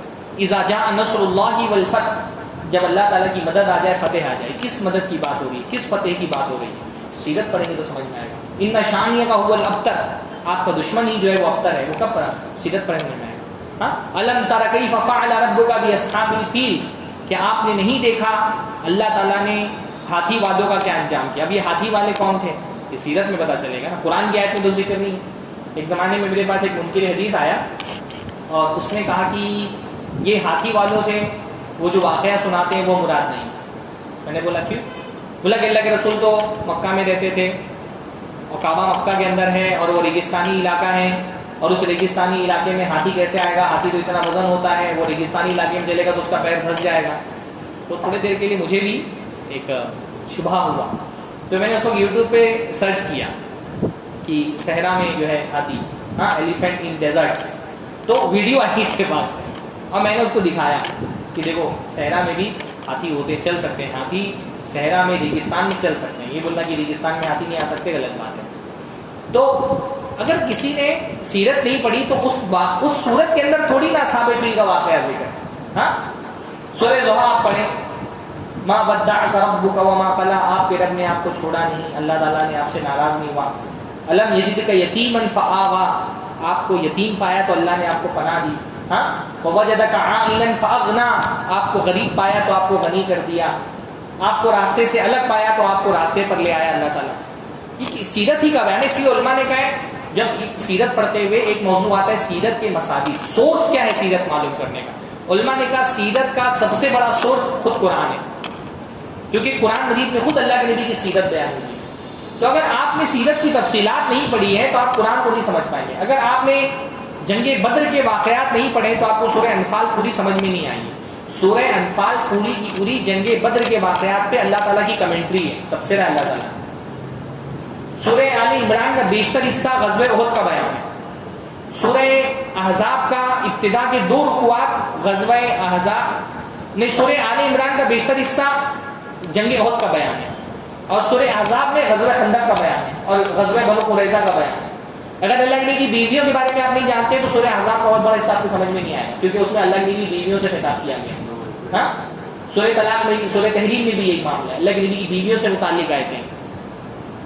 اگر آپ نے مدینہ میں اللہ کی زندگی نہیں پڑھی تو منافقین سے متعلق آیتیں آپ کو سمجھ میں نہیں آئیں, انفاق سے متعلق آیتیں, جہاد سے متعلق آیتیں, یہ ساری آیتیں. ہاں, فتح مکہ, سورہ حدیبیہ اگر آپ نے نہیں پڑھا تو سورہ فتح آپ کے سمجھ میں نہیں آئے گی, ہے نا. سورہ فتح کیا ہے, سورہ حدیبیہ پہ اللہ تعالیٰ کا تبصرہ ہے. تو قرآن پڑھنے کے لیے بیسک سیرت پڑھنا ضروری ہے, اس لیے بھی سیرت پڑھیں تاکہ آپ قرآن پڑھ سکیں, قرآن سمجھ سکیں. اگر قرآن پڑھنا ہے تو سیرت پڑھنا لازم ہے, بلکہ قرآن کو معجزہ ثابت کرنے کے لیے بھی سیرت کو ریفرنس بنانا پڑے گا, ہے نا. جب آپ یہ ثابت کرتے ہیں کہ قرآن معجزہ ہے تو آپ دلیل کیا دیتے ہیں کہ دیکھو قرآن ایسی شخصیت پہ نازل ہوا جو پڑھی لکھی نہیں تھی, اور اس صدی میں عرب میں پیدا ہوئی اللہ کے رسول صلی اللہ علیہ وسلم. ہاں, اللہ کے نبی صلی اللہ علیہ وسلم نے کوئی کسی عیسائی اور یہودی سے علم حاصل نہیں کیا تھا. اللہ کے نبی صلی اللہ علیہ وسلم کو کوئی عربی کے علاوہ کوئی زبان نہیں آتی تھی, وہ بھی صرف بولنا آتی تھی, پڑھنا نہیں آتی تھی. اور اللہ کے رسول صلی اللہ علیہ وسلم کے زمانے میں تورات و انجیل کا عربی میں ترجمہ بھی نہیں ہوا تھا, اس کی اپنی اوریجنل زبانوں میں تھی, وہ عبرانی ہے جو بھی زبان رہی ہو. اور وہ جو اللہ کے نبی کے زمانے میں تورات و انجیل تھی وہ بھی بہت کلاسیفائڈ ڈاکیومنٹس والی کتابیں تھیں. مطلب ایسا نہیں تھا کہ کوئی بھی آدمی جائے لائبریری میں اٹھا کر کے تورات و انجیل پڑھ لے. اس کو پڑھنے والے صرف ان کے علماء اور رہبان تھے, ہے نا. تورات و انجیل ہر کسی ایکسیس ہر کسی کو نہیں حاصل تھا ان کتابوں تک کے, صرف ان کے بڑے علماء ہی پڑھتے تھے. اسی لیے تو قرآن مجید میں ان کے بارے میں کہا گیا کہ وہ اللہ کی آیتیں بیچتے ہیں. اگر ہر کوئی پڑھتا تو تھوڑی نہ گمراہ کر پاتے لوگوں کو, وہ ہر کوئی نہیں پڑھتا تھا تورات و انجیل, وہ صرف ان کے علماء ہی کے پاس وہ ایک دم انہی کو ایکسیس حاصل تھا, دوسرے لوگ نہیں پڑھتے تھے وہ کتابیں. ایسی پوری یعنی سیرت کا پورا حوالہ دے کر کے تو آپ ثابت کرتے ہیں کہ ایسے دور میں اللہ کے نبی نے قرآن جیسی کتاب پیش کی. یہ اس بات کا ثبوت ہے کہ قرآن اللہ کے نبی کی کتاب نہیں ہو سکتی. تو قرآن کو جب آپ اللہ تعالیٰ کی کتاب ثابت کرتے تو ریفرنس سیرت کو ہی تو بناتے ہیں. سیرت کو ریفرنس بنائے بغیر آپ قرآن کو معجزہ بھی ثابت نہیں کر پائیں. یعنی ٹھیک ہے اور بھی معجزات ہیں قرآن کے, پر اس کے لیے آپ کو ضرورت پڑی کہ اللہ کے رسول صلی اللہ علیہ وسلم کی سیرت, یعنی اللہ کے رسول شاعر نہیں ہے. جیسے کچھ لوگ کہتے ہیں قرآن شاعری ہے تو اس کی ثبوت ہے اللہ کے رسول شاعر نہیں ہے. کوئی شاعر ہوتے تو 40 سال میں کچھ نہ کچھ تو شاعری کرتے. ایسا تو نہیں کرے کہ ایک آدمی شاعر نہیں, اچانک پیدا ہوا, رات میں صبح اٹھا شاعری کرنا شروع کر دیا. قرآن کو معجزہ ثابت کرنے کے لیے بھی آپ کو اللہ کے رسول صلی اللہ علیہ وسلم کی سیرت کا حوالہ دینا پڑے گا. ہے وقت میں کبھی تو اس لیے بھی ہم کو سیرت پڑھنی ہے. اسی طرح سے 7ویں چیز ہے اللہ کے رسول کی سیرت صرف ایک علم نہیں, اللہ کے رسول کی سیرت بہت بڑا سہارا ہے. غموں کا علاج اللہ کے رسول کی سیرت ہے, دکھ کا درما اللہ کے رسول کی سیرت ہے. آپ کی زندگی میں کوئی مسئلہ ہونا, سیرت میں آپ کو انشاءاللہ ضرور اس کی رہنمائی مل جائے. کوئی پرابلم ہو زندگی کا, کوئی بڑا سے بڑا غم ہو, میں بولتا ہوں کہ آپ آئیے مجھ کو کبھی بیٹھیے بات کریے, کوئی پریشانی ہو میں بتاؤں گا سیرت میں اس کا حل کیا ہے. یا سیرت میں ایک سہارا مل جاتا ہے کہ بھائی میرا غم ہے, اللہ کے رسول صلی اللہ علیہ وسلم کو بھی یہ غم آیا, تو ایک ایمان والا بندہ یہ سوچ کر کے اس غم سے بری ہو جاتا ہے. ہاں, اگر آپ کو کوئی مالی پریشانی سے آپ پریشان ہیں تو اللہ کے رسول کی سیرت میں اللہ کے نبی صلی اللہ علیہ وسلم نے جو شیب ابی طالب میں زندگی گزاری اس کو پڑھیے. ہاں, کھانے کے لیے کھانا تک نہیں تھا. ہم کو تھوڑی سی پریشانی آتی کہ آدمی کسی زمانے میں 10 لاکھ کماتا تھا, 5 لاکھ کما رہا ہے تو غم میں ڈوبا رہتا ہے. اللہ کے رسول صلی اللہ علیہ وسلم نے شیب ابی طالب میں اللہ کے رسول صلی اللہ علیہ وسلم نے کیسے زندگی گزاری وہ آپ پڑھیے کبھی جا کر کے. ہاں, اگر کوئی عزت پر حملہ آور ہو رہا ہو, ہاں عزت پر, تو آپ اللہ کے رسول صلی اللہ علیہ وسلم کے ساتھ جو واقعہ عفق پیش آیا اس کی تفصیلات پڑھیے. اللہ کے رسول کی پاکیزہ چہیتی بیوی حضرت عائشہ پر منافقوں نے الزام لگا دیا. آپ کی عزت پر اگر کوئی تہمت لگا رہا ہے تو یہ بہت بڑا سہارا ہوتا ہے کہ جب منافقوں نے حضرت عائشہ جیسی پاک باز عورت کو نہیں چھوڑا تو ہم کس کھیت کی مولی، ہماری کیا حیثیت، ہماری کیا اوقات ہے. ہاں اگر بیوی کی موت ہو جائے تو حضرت خدیجہ کو یاد کریے. ہاں اگر ماں باپ کی موت ہو تو اللہ کے رسول کے بارے میں سوچیے. باپ زندگی میں پیدا ہونے سے پہلے وفات پا گئے، والدہ 6 سال کی عمر میں وفات پا گئی. اگر کوئی بہت بڑا ساتھی تھا، معاون تھا، اس کی وفات ہو گئی تو ابو طالب کی وفات یاد کر لیجیے. یعنی حضرت ابو طالب گرچہ اسلام نہیں قبول کیا پر اللہ کے رسول صلی اللہ علیہ وسلم کا بہت بڑا سہارا ہے. ہاں کسی دوست کی موت ہو، کوئی آپ کا ہمدرد وفات پا جائے تو حضرت حمزہ کی وفات یاد کریں. حضرت حمزہ اللہ کے رسول صلی اللہ علیہ وسلم کی اتنے قریبی تھے. یعنی آپ دیکھیے غزوہ احد سے پہلے جو بھی مرحلہ، جیسے حضرت ابو بکر حضرت عمر کے بارے میں آتا ہے نا کہ ہر مسئلے میں اللہ کے نبی صلی اللہ علیہ وسلم ہے، ابو بکر ہے، عمر ہے. حضرت حمزہ کا وہی حیثیت تھی. کوئی مسئلہ ہوتا ساتھ میں کون کھڑے ہوتے تھے؟ حضرت حمزہ کھڑے ہوتے تھے. حضرت حمزہ کی موت اللہ کے رسول کے لیے کتنا بڑا صدمہ تھی. جب وہ وفات پا گئے ہیں، اللہ کے رسول نے اس سے پہلے ایک خواب بیان کیا تھا نا کہ میں نے دیکھا کہ میری تلوار ٹوٹ گئی ہے، اور اس سے مراد کیا تھا؟ حضرت حمزہ کی وفات. یعنی تلوار ٹوٹنے جیسا صدمہ. یہ کتنا بڑا، یعنی ہمارے دیکھیے کتنے سارے علماء وفات پا گئے پچھلے کچھ سالوں میں. شیخ مقیم فیضی رحمہ اللہ جماعت کے ہماری ممبئی کے کبار علماء میں سے تھے الحمدللہ. ہاں ڈاکٹر آر کے نور، ڈاکٹر فضل الرحمان، بہت سارے ہمارے علماء وفات پا گئے. تو کبھی کبھی ایسا لگتا ہے نا کہ یہ شخصیتیں جب جاتی ہیں بڑی نا تو ہم کو لگتا ہے جتنا بڑا کام کر رہے تھے، ان کے جانے سے جو خلا ہو گیا ہے وہ کیسے پورا ہوگا. ایسا لگتا ہے کام رک جائے گا. پر جب ہم اللہ کے رسول کی سیرت دیکھتے ہیں تو ہم کو سمجھ میں آتا ہے کام نہیں رکنا چاہیے. شخصیتیں آتی جاتی رہیں گی، کام نہیں رکنا چاہیے. حضرت حمزہ چلے گئے، اللہ کے نبی کا بہت بڑا سہارا تھے، پر کام رکا، کام جاری رہا. سعد بن معاذ اللہ کے نبی صلی اللہ علیہ وسلم کا کتنا بڑا سہارا تھا. ہاں وفات پا گئے، کام نہیں رکا، لیکن کام ہوتے رہنا چاہیے. شخصیتیں آتی جاتی رہیں گی. اللہ کے رسول کی سیرت سے ہم کو سبق ملتا ہے. ہاں کوئی اپنا بہت قریبی دغا دے جائے تو اللہ کے رسول صلی اللہ علیہ وسلم کے بارے میں سوچیے. اللہ کے نبی صلی اللہ علیہ وسلم کا سب سے بڑا دشمن آپ کا سگا چچا کون؟ ابو لہب. ہاں بچی کی موت ہو تو اللہ کے رسول صلی اللہ علیہ وسلم کا سوچیے. 3 بیٹیاں اللہ کے رسول کی اللہ کے نبی کی زندگی میں وفات پا گئی تھی نا. ہاں کون کون سی؟ زینب، رقیہ، ام کلثوم. بیٹے کی وفات ہو چھوٹے بچے کی تو اللہ کے رسول کو سوچیے. ابراہیم اللہ کے رسول کے ننھے بچے اللہ کے نبی کی آنکھوں کے سامنے دم توڑا تھا، رو رہے تھے اللہ کے رسول صلی اللہ علیہ وسلم. تو کوئی پریشانی ہو زندگی میں، بیماری ہے، علاج نہیں ہو پا رہا، اللہ کے رسول صلی اللہ علیہ وسلم کو سوچیے. اللہ کے رسول صلی اللہ علیہ وسلم نے اپنی مرض الموت میں کتنی تکلیفیں برداشت کی. تو جتنا آپ اللہ کے رسول صلی اللہ علیہ وسلم کی سیرت پڑھتے ہیں نا، اللہ کے نبی صلی اللہ علیہ وسلم پر ہمارا، یعنی اللہ کے رسول صلی اللہ علیہ وسلم صرف علم نہیں، سہارا ہے. اللہ کے نبی کی سیرت ایک سہارا ہے. آپ کو بہت سارے مسائل میں بعض مرتبہ ایسا بھی ہوتا ہے نا کہ انسان کسی سماج کے خلاف کبھی کبھی اس کو کھڑا ہونا پڑتا ہے، سماجی روایات کے خلاف کھڑا ہونا پڑتا ہے. تو اس میں بھی ہم کو اللہ کے رسول صلی اللہ علیہ وسلم کی سیرت میں بہت رہنمائی ملتی ہے. بہت ساری ہمارے معاشرے میں کیا ہے، ہمارے معاشرے میں سماج جو ہے نا وہ دین پر غالب آ گیا ہے نا. سماج اگر کسی چیز کو حرام کر دیا ہے تو اللہ نے گرچہ اس کو حلال کیا ہو، سماج آپ کے مخالف کھڑا ہو جائے گا. آپ حلال کریں گے، سماج آپ کے خلاف کھڑا ہو جائے گا. 17-18 سال کی عمر ہے، لڑکا جوان ہو گیا، اس کو شادی کرنا ہے، لیکن اگر وہ بول دے کہ مجھے 17-18 سال کی عمر میں شادی کرنا ہے، اس کے اپنے یعنی ایسا لگے گا جیسے اس نے زنا کی اجازت مانگ لی. مزاج نہیں ہے نا. بلکہ ہمارے بہت سارے علاقوں میں تو لڑکا بولے مجھے جہیز نہیں لینا ہے تو خاندان کے لوگ اس کے مخالف ہو جائیں گے. ہاں لڑکی بولے کہ میں جو ہے وہ بہت سارے علاقوں میں میں دیکھ رہا ہوں کہ گریجویشن سے پہلے شادی کرنی چاہتی ہے، ماں باپ نہیں تیار ہوتے. ہاں نوکری کرنے سے انکار کر رہی ہے، سماج والے اس کے مخالف ہو جاتے ہیں. آدمی دوسری شادی کرتا ہے یا بڑھاپے میں شادی کرتا ہے بیوی کی موت کے بعد تو سماج اس کا مخالف ہو جاتا ہے. 50-55 سال کی عمر میں اگر کسی کی بیوی کی موت ہو گئی ہو اور وہ کہے مجھے شادی کرنا ہے تو خود سماج اس کے مخالف ہو جاتا ہے. پر ایسے معاملات میں جہاں دین پر عمل کرنے کی وجہ سے سماج آپ کے خلاف ہو جائے وہاں اللہ کے رسول کی سیرت کو سامنے رکھیں. جب اللہ کے نبی نے حضرت زینب سے شادی کی تو بہت پروپیگنڈا ہوا نا. کیوں ہوا تو وہ پروپیگنڈا؟ کیونکہ اللہ کے رسول صلی اللہ علیہ وسلم کے زمانے میں منہ بولی بہو جو ہے وہ سگی بہو کی طرح مانی جاتی تھی اور منہ بولا بیٹا سگے بیٹے کی طرح مانا جاتا تھا. سماج میں رواج نہیں تھا. تو اللہ کے نبی صلی اللہ علیہ وسلم اللہ تعالیٰ چاہتا تھا کہ یہ رواج ٹوٹے، اور یہ اتنا پختہ رواج تھا کہ اللہ کے رسول اگر خود آگے بڑھ کے نہیں توڑتے تو کوئی توڑ نہیں پاتا.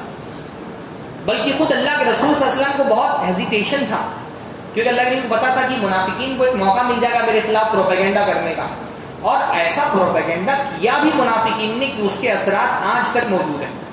آج بھی یہ نا ڈیبیٹ میں حضرت زینب کے حوالے سے بہت سوالات آتے ہیں. ہاں اتنا مشکل مرحلہ تھا وہ، یعنی سماج کے خلاف کھڑے ہونے کے لیے بہت طاقت چاہیے، خاص طور پہ جب عورتوں کا معاملہ ہو. اتنا مشکل مرحلہ تھا وہ. قرآن مجید میں اللہ نے فرمایا فلا تخافوہم وخافونی ان کنتم مؤمنین. ہاں ان سے مت ڈرو، نہیں فلا تخشى الناس واللہ احق ان تخشى. آپ لوگوں سے ڈر رہے ہیں، اللہ کے رسول سے کہا جا رہا ہے. یعنی جب سماج آپ کے خلاف کھڑا ہوتا ہے نا، فرمایا تخشى الناس، آپ کو لوگوں سے ڈر ہے. واللہ احق ان تخشى، حق ہے کہ اللہ سے ڈرا جائے، حق ہے کہ تم اللہ سے ڈرو. پر اللہ کے رسول کھڑے ہوئے ہے نا، سماج کے خلاف کھڑے ہوئے اللہ کے رسول. تو سیرت جو ہے وہ صرف یہ نہیں کہ ہمارے علم میں اضافہ کرتا ہے، سیرت زندگی کے مسائل میں ہماری رہنمائی کرتی ہے، زندگی کے اندھیروں میں ہماری انگلی پکڑا کر کے ہم کو سیدھا راستہ دکھاتی ہے سیرت. اس لیے بھی سیرت پڑھنا چاہیے. 8ویں وجہ سیرت پڑھنے کی یہ کہ اگر آپ کو اللہ کے رسول کا دفاع کرنا ہے تو سیرت پڑھے بغیر نہیں کر سکتے. بھئی رسول اللہ کا دفاع ایک تو صحابہ نے کیا جب اللہ کے نبی کے خلاف فزیکل جنگیں ہو رہی تھیں، عہد ہے، بدر ہے، حنین ہے، تبوک ہے، احزاب ہے. اس میں اللہ کے نبی صلی اللہ علیہ وسلم کا جسمانی دفاع کیا. اب وہ جنگیں تو ختم ہو گئی، اس میں تو ہم شریک نہیں ہو سکتے، وہ تو جس کی قسمت میں تھی وہ مل گئی. پر آج بھی رسول اللہ کے خلاف ایک جنگ چل رہی ہے، انٹیلیکچوئل جنگ، ایک فکری جنگ، ایک علمی جنگ. کتابیں لکھی جا رہی ہیں اللہ کے رسول کے خلاف. 3-3 4-4 5-5 گھنٹے کی یوٹیوب پہ اسٹریم ہوتی ہے جس میں اللہ کے رسول صلی اللہ علیہ وسلم کی عزتوں پہ حملے کیے جاتے ہیں. کارٹون بنائے جا رہے ہیں اللہ کے رسول صلی اللہ علیہ وسلم کے بارے میں، فلمیں بنائی جا رہی ہیں اللہ کے رسول کے بارے میں. کون جواب دے گا ان لوگوں کو؟ یہ کام ہمارا ہی ہے نا. ہاں الا تنصروه فقد نصره اللہ. تم نہیں مدد کرو گے تو کون مدد کرے گا؟ آج بھی رسول اللہ کی مدد کرنا ہماری ذمہ داری ہے. کیسے مدد کریں گے؟ ہاں آزاد میدان میں جا کر کے 2 گھنٹہ گالی دے کے آ جائیں گے، اس سے رسول اللہ کی مدد ہونے والی ہے؟ ہاں رسول اللہ کی مدد کرنا. ہم لوگ آسان کام کرنا چاہتے ہیں. آسان کام کیا؟ آزاد میدان جاؤ، گالی دو، نعرے لگاؤ، پتلے لے جا کر کے جلا دو، ہاں جوتوں کے ہار پہنا دو، جھنڈا جلا دو. ہم کو لگتا ہے ہو گیا رسول اللہ کی مدد. اس سے رسول کا دفاع نہیں ہونے والا. رسول کا دفاع کرنا ہے تو رسول کی سیرت پڑھنی پڑے. ہمارے لوگ آسان کام کرنا چاہتے ہیں. آزاد میدان کے جلوس میں جا کے 2 گھنٹہ شریک ہو لینا آسان کام. سیرت پڑھنے کے لیے ٹائم دینا پڑے گا نا بھائی. کوئی آدمی اللہ کے رسول کو دہشت گرد قرار دے رہا ہے اللہ کے نبی کی جنگوں کو حوالہ کرا کر کے، تو کیا ٹیکسی جلا کر کے، گاڑیاں جلا کر کے، ٹرینیں ٹھوک کر کے ہم یہ ثابت کریں گے نہیں ہمارے رسول دہشت گرد نہیں تھے، رسول رحمت تھے؟ اس سے ثابت ہوگا کہ اللہ کے رسول رسول رحمت تھے. بھائی سیرت پڑھے بغیر آپ کیسے سامنے والے کو جواب دیں گے؟ گالی سے جواب تو نہیں ملنا. نبی کا دفاع کرنا ہے تو نبی کی سیرت پڑھنی پڑے گی. نبی کی سیرت پڑھے. نہیں کوئی اللہ کے رسول صلی اللہ علیہ وسلم کی شادیوں کو اگر حوالہ بنا کر کے اللہ کے رسول کو نعوذ باللہ شہوت پرست کہتا ہے تو ہم میں سے کتنے لوگ ہیں؟ گالی دینا تو بہت آسان ہے. کتنے لوگ ہیں جو علم کی بنیاد پر، سائنٹیفک نالج کی بنیاد پر اللہ کے نبی کا دفاع کر سکتے ہیں؟ سیرت کے بہت سارے جھوٹے واقعات، کیونکہ سیرت ایسی چیز ہے نا کہ سیرت میں صحیح غلط بہت ساری چیزیں جمع ہو جاتی ہیں. تو کون ہے جو تحقیق کر کے اور سارے واقعات کا خلاصہ لے کر کے اللہ کے نبی کا دفاع کر سکیں؟ کتنا مقدس کام ہے. اور اس کو کرنے کے لیے ہم کو نبی کی سیرت پڑھنی پڑے گی. تو اس لیے بھی نبی کی سیرت پڑھنا ضروری ہے تاکہ ہم ایسے دور میں جب نبی کے خلاف مسلسل جو ہے وہ حملے ہو رہے ہیں، ہم اللہ کے نبی صلی اللہ علیہ وسلم کا دفاع کر سکیں. نبی کی سیرت اس لیے بھی پڑھنی ہے، آخری بات بولتا ہوں میں، کہ نبی کی سیرت پڑھنے سے صحابہ کی عظمت سمجھ میں آتی ہے. ہم نبی کی سیرت پڑھتے ہیں تو پیرالل طریقے سے ہم صحابہ کی بھی سیرت پڑھ رہے ہوتے ہیں. نبی کی سیرت صحابہ کو نکال کے تو نہیں پڑھی جا سکتی. بھائی سیرت پڑھیں گے تو ابو بکر، عمر، عثمان، علی، طلحہ، زبیر، عبد الرحمن ابن عوف، سعد، سعید، ان کا سب کا ذکر آئے گا. ان کو ہٹا کر کے سیرت پڑھی جا سکتی ہے. اور صحابہ کی عظمت کو جاننا، ان کے کردار کو پہچاننا بھی ہماری ذمہ داری، کیونکہ صحابہ آئیڈیل امتی ہیں. جیسے اللہ کے نبی صلی اللہ علیہ وسلم اپنی سیرت میں ہمارے لیے اسوہ ہیں، ویسے اللہ کے نبی کے صحابہ بھی ہمارے لیے اسوہ ہیں. آئیڈیل امتی کیسا ہونا چاہیے؟ جیسے اللہ کے رسول امتی. اس لیے سیرت پڑھیں گے تو صحابہ کی عظمت سمجھ میں آئے گی. اس لیے آپ دیکھیں کہ جو صحابہ کو نہیں ماننے والے وہ سیرت میں بھی دلچسپی نہیں لیتے. مطلب کیسے سیرت؟ آپ سیرت کیسے پڑھیں گے حضرت ابو بکر کو نکال کر کے؟ جو شخص ایمان لانے سے لے کر کے وفات تک ہر قدم میں موجود ہے اللہ کے رسول کے ساتھ، ایون ہجرت کے سفر میں بھی اللہ کے رسول کے ساتھ. آپ سیرت پڑھتے ہوئے اس شخص کو کیسے نکال دیں گے باہر؟ آپ کو تو ماننا پڑے گا. یعنی آپ دیکھیے اللہ کے رسول صلی اللہ علیہ وسلم، حضرت اللہ کے رسول نے ہجرت کی، ابو جہل جو ہے وہ گھر میں اللہ کے نبی کے پہنچا، دیکھا اللہ کے نبی نہیں. جب اللہ کے نبی کو اپنے گھر میں نہیں پایا ہجرت کے موقع پہ تو ابو جہل کہاں گیا؟ حضرت ابوبکر کے گھر گئے. اس کو بھی بات پتا ہے نا ابو جہل کو بھی کہ اللہ کے نبی اگر اپنے گھر میں نہیں ہے تو دوسرا مقام کون سا ہے؟ حضرت ابوبکر کا. ہاں ابو جہل کو بھی یہ بات پتا ہے کہ اس امت میں پہلا مقام کس کا ہے؟ حضرت ابوبکر کا. ہمارے زمانے کے ابو جہلوں کو نہیں پتا ہے. ہاں اس زمانے کے بھی ابو جہل کو پتا ہے کہ ابوبکر دا پہلا نمبر، علی دا پہلا نمبر نہیں ہے. امت میں حضرت ابوبکر کا نمبر پہلا نمبر. احد کے موقع پہ جب ابو سفیان کو احساس ہوا نا، یعنی ابو سفیان اور ان کے ساتھ بہت سارے لوگ تو پیچھے بھاگ گئے تھے، جب دوبارہ حملہ کیا ہے حضرت خالد ابن ولید نے اور لوگوں کو خبر ملی ہے کہ جنگ کا پاسا پلٹا ہے، تو ابو سفیان واپس لوٹ کے آئے. تب تک کہ جنگ تقریباً ختم ہو چکی تھی. اللہ کے نبی اپنے صحابہ کو لے کر کے غار میں چلے گئے تھے، ہے نا، اور دکھائی نہیں دے رہے تھے. تو نیچے سے ابو سفیان نے آواز لگائی، کیا محمد زندہ ہے؟ اللہ نے کہا جواب مت دو، خاموش رہو، سب خاموش رہے. پھر پوچھا، کیا پوچھا؟ ابو قحافہ کا بیٹا ابو بکر زندہ ہے؟ اللہ نے کہا خاموش رہو، مت جواب دو. پھر کہا کیا خطاب کا بیٹا عمر زندہ ہے؟ اللہ نے کہا چپ رہو، مت جواب دو.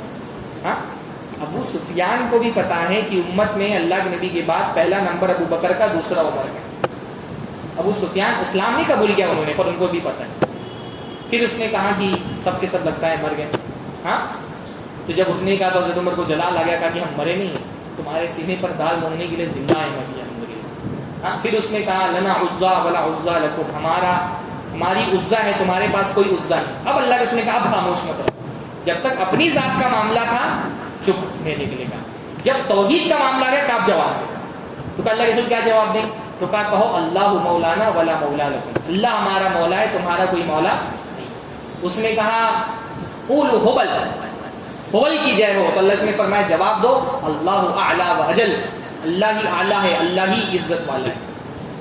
تو سیرت پڑھتے ہیں تو صحابہ کی عظمت ہمارے سمجھ میں آتی ہے، ان کی قربانیاں سمجھ میں آتی ہیں، رسول اللہ سے ان کو محبت کتنی سمجھ میں آتی ہے، ان کی جانثاری کے واقعات ہم سیرت میں پڑھیں. تو جتنا سیرت پڑھیں گے رسول اللہ کے ساتھ صحابہ کی محبت بھی دلوں میں انشاءاللہ تعالیٰ بڑھتی چلی جائے گی. اسی وجہ سے صحابہ کے یہاں سیرت پڑھنے پڑھانے کا ذوق بہت ہے. صحابہ کرام جو ہے وہ سیرت پڑھتے پڑھاتے تھے. حضرت علی ابن حسین ابن علی جن کو امام زین العابدین کہا جاتا ہے، ہاں وہ کہتے ہیں کنا نعلم المغازی والسرایا صبیاننا کما نعلم القرآن، ہم اپنے بچوں کو جیسے قرآن سکھاتے تھے ویسے نبی صلی اللہ علیہ وسلم کے مغازی، غزوات اللہ کے نبی صلی اللہ علیہ وسلم کے اور اللہ کے نبی کی جنگیں پڑھاتے تھے اپنے بچوں کو، قرآن کی طرح پڑھاتے تھے. محمد بن سعد ابن ابی وقاص، سعد ابن ابی وقاص کے بیٹے، وہ کہتے ہیں کہ کان ابی یعلمنا المغازی، میرے والد ہم کو مغازی کی تعلیم دیتے تھے. اللہ کے نبی کی سیرت کو مغازی غزوات کہا جاتا ہے کیونکہ سیرت کا بہت بڑا حصہ غزوات پہ مشتمل ہے. غزوات کے ذریعے سے اسلام کی مدد بھی. تو کہتے ہیں ہمارے ابا ہم کو غزوات کے قصے سنایا کرتے تھے اور کہتے تھے کہ یا بنیا ہذہ معاصر آبائکم فلا تضیعوها، اے میرے بچے یہ تیرے باپ دادوں کے کارنامے ہیں، ان کو ضائع مت ہونے دیں. ہاں ہمارے بچوں کو آپ کرکٹرز کے سکورز پوچھ لیجئے، وہ پتہ ہے، بدر ہونے کا نہیں پتہ، بتاتے بھی نہیں ہیں. 10 دن تک کے کربلا کے واقعات سناتے، 2 دن بیٹھ کر کے بدر کا واقعہ نہیں سناتے. ہاں حالانکہ اسلام زندہ ہوتا ہے بدر کے بعد، احد کے بعد، حنین کے بعد. یہ وہ جنگیں تھیں جو حق و باطل والی جنگیں تھیں، ہاں جن سے اسلام کو غلبہ ملا. قرآن مجید نے بدر، احد ان جنگوں کو معیار بنا کے پیش کیا حق و باطل کی جنگوں کا. ہاں کربلا تو حق و باطل والی جنگ ہی نہیں تھی، وہ تو سیاسی جنگ تھی. اصل جو حق و باطل کی جنگ لڑی گئی وہ تو بدر تھی، حنین تھی. اس کا کوئی ذکر ہی نہیں آتا ہے تقریروں میں، ہمارے خطبوں میں، ہمارے دروس میں. تو بہرحال سیرت اس لیے بھی پڑھنی چاہیے کیونکہ سیرت کو پڑھنا پڑھانا یہ اللہ کے نبی صلی اللہ علیہ وسلم کے صحابہ کی، اللہ کے نبی صلی اللہ علیہ وسلم کے صحابہ کا طریقہ ہے. اور خاص طور پہ ایک آخری بات میں اور بول دیتا ہوں کہ جو داعی ہے دعوت کے میدان میں کام کر رہا ہے اس کو تو خصوصی طور پہ سیرت پڑھنی چاہیے. داعی کی حیثیت سے بھی اللہ کے نبی کی زندگی ہمارے لیے اسوہ ہے. اللہ کے نبی داعی کیسے تھے، دعوت کا کام کیسے کرنا چاہیے، دعوت کے موومنٹ کو اللہ کے نبی صلی اللہ علیہ وسلم نے مینیج کیسے کیا. جو خاص طور پہ ذمہ داران ہیں نا جماعت کے، دعوتی تنظیموں کے، مسجدوں کے، مدرسوں کے، ان کو یہ دیکھنا چاہیے کہ اللہ کے نبی کا مینجمنٹ کیسا ہے. اللہ کے نبی کا مینجمنٹ بھی بہت اعلیٰ ہے. ایک تو دعوت کا کام کیا اللہ کے نبی نے، دوسرا پوری دعوت کی تحریک کو لیڈ کیا اللہ کے رسول نے. اللہ کے نبی صلی اللہ علیہ وسلم ایز اے لیڈر بھی ہمارے لیے ایک مثالی نمونہ ہے کہ کیسے لیڈ کیا، کیا حکمت کی. یعنی مدینہ کا آغاز کا دور ہے، ابھی پتہ نہیں کہ مسلمان کی ہے چھوٹی سی آبادی بچے گی کہ نہیں بچے گی، پر اللہ کے رسول نے بعض صحابہ کو غیر ملکی زبانیں سیکھنے پہ لگا دیا. ہاں یعنی اللہ کے نبی صلی اللہ علیہ وسلم کتنا دور کا سوچتے تھے، غیر ملکی زبانیں سیکھنے پر لگا دیا، کیونکہ اللہ کے نبی کو اندازہ تھا کہ ایک دور ایسا آنے والا ہے جب عرب اسلام کے جھنڈے کے نیچے آ جائے گا اور ہمارا انٹریکشن دوسرے ملکوں کے بادشاہوں سے ہونے والا ہے. تو ابھی سے اس کے لیے اللہ کے نبی نے صحابہ کو پریپیئر کرنا شروع کر دیا. یعنی 4 قدم اللہ کے نبی آگے سوچتے تھے. ہمارے سر پہ مصیبت آ جاتی ہے، ہمارے پاس حل نہیں موجود ہوتا. لیڈر وہ ہوتا ہے نا جو آگے کا سوچے، ہاں کہ آگے ہم اپنے بچوں کی ابھی تربیت کریں گے. آپ مطلب کیا تیاری ہے آپ کی؟ مستقبل میں جو فتنے پیدا ہونے والے ہیں، ہمارے بچے اگر عالم نہیں بنیں گے، دیندار نہیں ہوں گے، تو مستقبل میں ان فتنوں کا مقابلہ کرنے کے لیے ہمارے پاس فورس کہاں سے آئے گی لوگوں کی؟ اللہ کے نبی صلی اللہ علیہ وسلم بہت آگے کا سوچتے ہیں. ہاں پڑھے لکھے لوگ عرب کے نہیں تھے، اللہ کے نبی کو اندازہ تھا کہ آگے ہم کو پڑھے لکھے لوگوں کی ضرورت ہے. تو اللہ کے نبی صلی اللہ علیہ وسلم نے یعنی ابھی بدر کی جنگ ہوئی ہے اور جو قیدی لوگ آئے ہیں ان میں سے کچھ قیدیوں کو اللہ کے نبی صلی اللہ علیہ وسلم نے رہائی کرنے کے لیے کیا شرط رکھی؟ مدینہ کے بچوں کو پڑھاؤ. بھائی وہ مدینہ کے بچوں کو قرآن پڑھاتے تھے، کافر تھے نا وہ، تو قرآن تھوڑی پڑھائیں گے اللہ کے رسول، دنیا کی تعلیم دے رہے. ہاں یعنی جو جدید ٹیکنالوجی ہے اللہ کے نبی نے اس کو کیسے اڈاپٹ کیا اور اس کو اسلام کے حق میں کیسے استعمال کیا. اللہ کے رسول صلی اللہ علیہ وسلم نے ایک عرب میں طریقہ نہیں تھا مہر لگانے کا. تو جب خطوط لکھنے شروع کیے تو بعض لوگوں نے کہا کہ اس خط کو ریکگنائز نہیں کریں گے بادشاہ جب تک آپ کی مہر نہ لگی ہوئی ہو. تو اللہ کے رسول نے باقاعدہ ایک انگوٹھی بنوائی اور اس میں مہر بنوائی محمد رسول اللہ کے نام سے، جو اللہ کے نبی صلی اللہ علیہ وسلم مہر لگاتے تھے خطوں کے آگے، محمد رسول اللہ اس میں لکھا ہوا ہے. یعنی اللہ کے نبی صلی اللہ علیہ وسلم نے اڈاپٹ کیسے کیا اس زمانے کی ٹیکنالوجی کو. ہاں ہم اتنا سوچتے ہیں اے آئی کی اتنی بات ہوتی، کبھی ہم بیٹھ کے پلان بنائیں کہ بھائی اے آئی کے دور میں ہم کو اس اے آئی سے اپنی اسلامی دعوت کو کیسے فائدہ پہنچا سکتے ہیں. ہاں آرٹیفیشل انٹیلیجنس کی بات اتنی ہو رہی ہے. مطلب جو لیڈر ہوتے ہیں نا وہ بہت آگے تک کا سوچتے ہیں، وہ پہلے سے پلان کرتے ہیں دعوت کے لیے، اپنی قوم کے لیے. ہمارے سر پہ تو مصیبت بھی آ جاتی ہے تو ہم کو پتہ نہیں ہوتا کہ اس کا حل کیا نکالنا ہے، ہر آدمی اپنی بات کرنا ہوتا ہے. تو ایک لیڈر ہونے کی حیثیت سے بھی اللہ کے نبی صلی اللہ علیہ وسلم کی سیرت میں ہمارے لیے بہت نمونہ ہے. اللہ تعالیٰ اس سیرت کو پڑھنے کی اور اس سے نصیحت اور عبرت حاصل کرنے کی توفیق نصیب فرمائے. آپ کو قول یاد واستغفر اللہ علی ولکم لسائر المسلمین واستغفروہ انہ غفور رحیم. وآخر دعوانا السلام علیکم.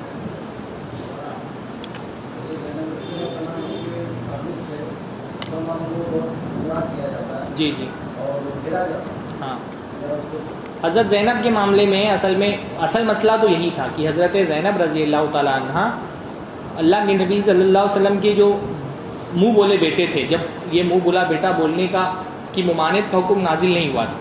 شروعات میں اس بات کی اجازت تھی کہ منہ بولا بیٹا بنایا جا سکتا ہے، وہ سگے بیٹی کی طرح مانا جاتا تھا. اس وقت زید بن حارثہ کو اللہ کے نبی صلی اللہ علیہ وسلم نے اپنا بیٹا قرار دیا تھا اور وہ ان کو زید بن محمد ہی کہا جاتا تھا. اور ان کی شادی اپنی ایک پھوپھی ذات یعنی زینب حضرت رضی اللہ کے نبی صلی اللہ علیہ وسلم کی پھوپھی ذات بہن تھی.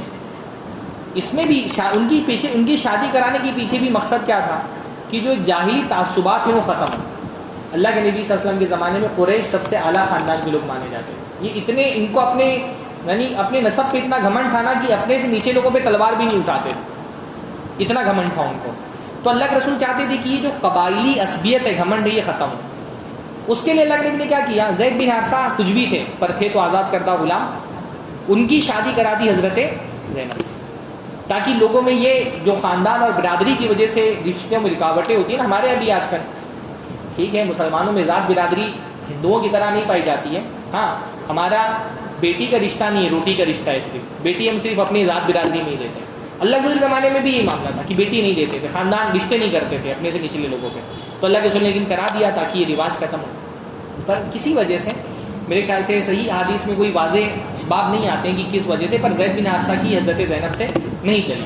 ہو سکتا ہے بالکل ضروری نہیں کہ دو رشتہ ٹوٹ رہا ہو تو دونوں میں سے کسی کی خرابی ہو، مزاج نہیں ملا، بات نہیں بن پائی تو انہوں نے طلاق دے دیا حضرت زینب. اب اس میں پہلی بات تو یہ تھی کہ بھائی شادی کیونکہ اللہ کے رسول نے کرائی تھی، یہ غلام سے آزاد کردہ غلام سے کرائی تھی. یعنی غلام آزاد بھی کر دیا جائے تو اس کا اسٹیٹس نیچے ہی رہتا تھا، وہ آزاد لوگوں کے برابر نہیں، اس کو مولا ہی کہا جاتا تھا، وہ آزاد لوگوں کے برابر نہیں ہوتا تھا. ایک تو اللہ کے رسول نے شادی کرائی، اللہ کے رسول کی شادی کر، ایک تو اللہ حضرت زینب یعنی گھر والے ظاہر سی بات ہے اللہ کے رسول کے بولنے سے راضی ہوئے تھے. اب اس پر ایک طلاق کا وہ لگ گیا، ایک دھبا لگ گیا ان کی شخصیت پہ. اس دھبے کو ختم کرنا بھی ضروری تھا. اور اس کے ساتھ ساتھ پھر حکمت یہ تھی کہ یہ رواج جو پنپ گیا تھا لوگوں کے بیچ میں کہ جو ہے اپنے سے کمتر جو یعنی جو منہ بولے بیٹے کی کو سگا بیٹے کی طرح سمجھا جاتا تھا، وہ ختم کرنا بھی مقصود. تو اللہ تعالیٰ نے پھر یہ چاہا کہ اللہ کے رسول صلی اللہ علیہ وسلم حضرت زینب سے نکاح کر لیا. پر اب اس کو جو پورٹریٹ کیا جاتا ہے کہ اچانک اللہ کے رسول نے دیکھا اور پسند آ گئی، یہ بات کسی بھی حیثیت سے نہیں، کیونکہ ظاہر سی بات ہے حضرت زینب اللہ کے رسول صلی اللہ علیہ وسلم کی پھوپھی زاد بہن تھیں، تو بچپن سے دیکھا ہوگا. بھائی پردے کا حکم تو بہت بعد میں نازل ہوا نا، تو بچپن سے اللہ کے نبی صلی اللہ علیہ وسلم نے ان کو دیکھا تھا. اور اگر اللہ کے رسول کی شادی کرنا چاہتے تھے زینب سے، تو جب اللہ کے رسول صلی اللہ علیہ وسلم سے حضرت زید بن حارثہ سے شادی کرنے کے لیے تیار ہو گئے ان کے گھر والے، تو اگر اللہ کے رسول، وہ تو آزاد کردہ غلام تھے، تو اللہ کے رسول اس حالت میں جب وہ کنواری تھی خود اپنا رشتہ بھیجتے تو کیوں نہیں کر لیتے؟ یعنی ہمارے یہاں کے دور میں تو چلیے عمر کا فاصلہ بھی فاصلہ، اس زمانے میں تو عمر کا بھی مسئلہ نہیں تھا. بھائی حضرت ام کلثوم جو حضرت علی حضرت فاطمہ کی بیٹی تھی، وہ 6 سال کی تھی جب 50-60 سال کی عمر میں حضرت عمر سے ان سے شادی ہو گئی. حضرت عائشہ کی عمر بھی بہت کم تھی جب اللہ کے رسول سے ہو گئی. تو یہ ساری خرافات کسی بھی صحیح سند سے ثابت نہیں کہ اللہ کے رسول نے اچانک دیکھا اور اللہ کے نبی صلی اللہ علیہ وسلم کو پسند آ گئی اور اللہ کے نبی صلی اللہ علیہ وسلم نے کوئی جو ہے جان بوجھ کر کے وہ رشتہ توڑوا کر کے شادی کی. وہی تو میں بول رہا ہوں کہ اتنا پروپیگنڈا اس کے بارے میں ہوا کہ آج بھی یا اسکرین میں الگ الگ یوٹیوبرز آ کر کے وہی بات گھما پھرا کر کے حضرت زینب کے بارے میں کچھ بھی ساتھ. یہ بتاتے ہیں کہ رسول اللہ تعالیٰ کی بیٹیوں کے نام کیا ہے. ہاں مسلمانوں کو گھیرنے کا طریقہ یہ ہے. ہاں پھر وہ بتا دیں کہ ان میں کلثوم ہے، زینب ہے، یہ ہے. ہاں پھر بولتے تھے وہ زینب سے انہوں کے ساتھ نہیں، زینب اللہ کے رسول صلی اللہ علیہ وسلم کی بیٹی. یہ مسلمانوں کو گھیرنے کا طریقہ یہ ہوتا ہے. یہ صرف اصل میں ان کے پاس دلائل نہیں ہوتے، صرف شبہات ہوتے ہیں، بس ایک شبہ ہے بس یہ، اور اس کے علاوہ کچھ بھی نہیں. بلکہ وہ اعتراضات خود اللہ کے رسول صلی اللہ علیہ وسلم کے زمانے میں بھی اس طرح سے تو یہ اعتراض تو کسی نے بھی نہیں کیا اس طرح کا کہ زینب اللہ کے نبی کی بیٹی کا نام تھا اور اللہ کے نبی زمین کا. ابھی حال تو ہوا حال. ہاں نہیں ہوتا ہے یہ سب، جھوٹ بولنے والوں کے لیے کوئی حد نہیں، کسی بھی حد میں جائے. مسلمانوں کو تو معلوم ہی نہیں تھا کہ کیا ہے کیا جی. نہیں. جس کو نہیں معلوم نہیں، جس کو نہیں معلوم اس کو ان لوگوں سے بحث بھی نہیں کرنا چاہیے. ایسے بہت سارے لوگ ان کی اسٹریم میں جائیں گے، پتہ کچھ نہیں ہوتا ہے، جوش میں جائیں گے اور اس کے بعد ہار کر کے آ جائیں گے. تو جن کو نہیں پتا ہے ویسے بھی ان سب معاملات میں عام آدمی کو نہیں پڑھنا چاہیے. یہ سب جو اس فن کے ماہرین ہیں ان کو یہ سب کام کرنا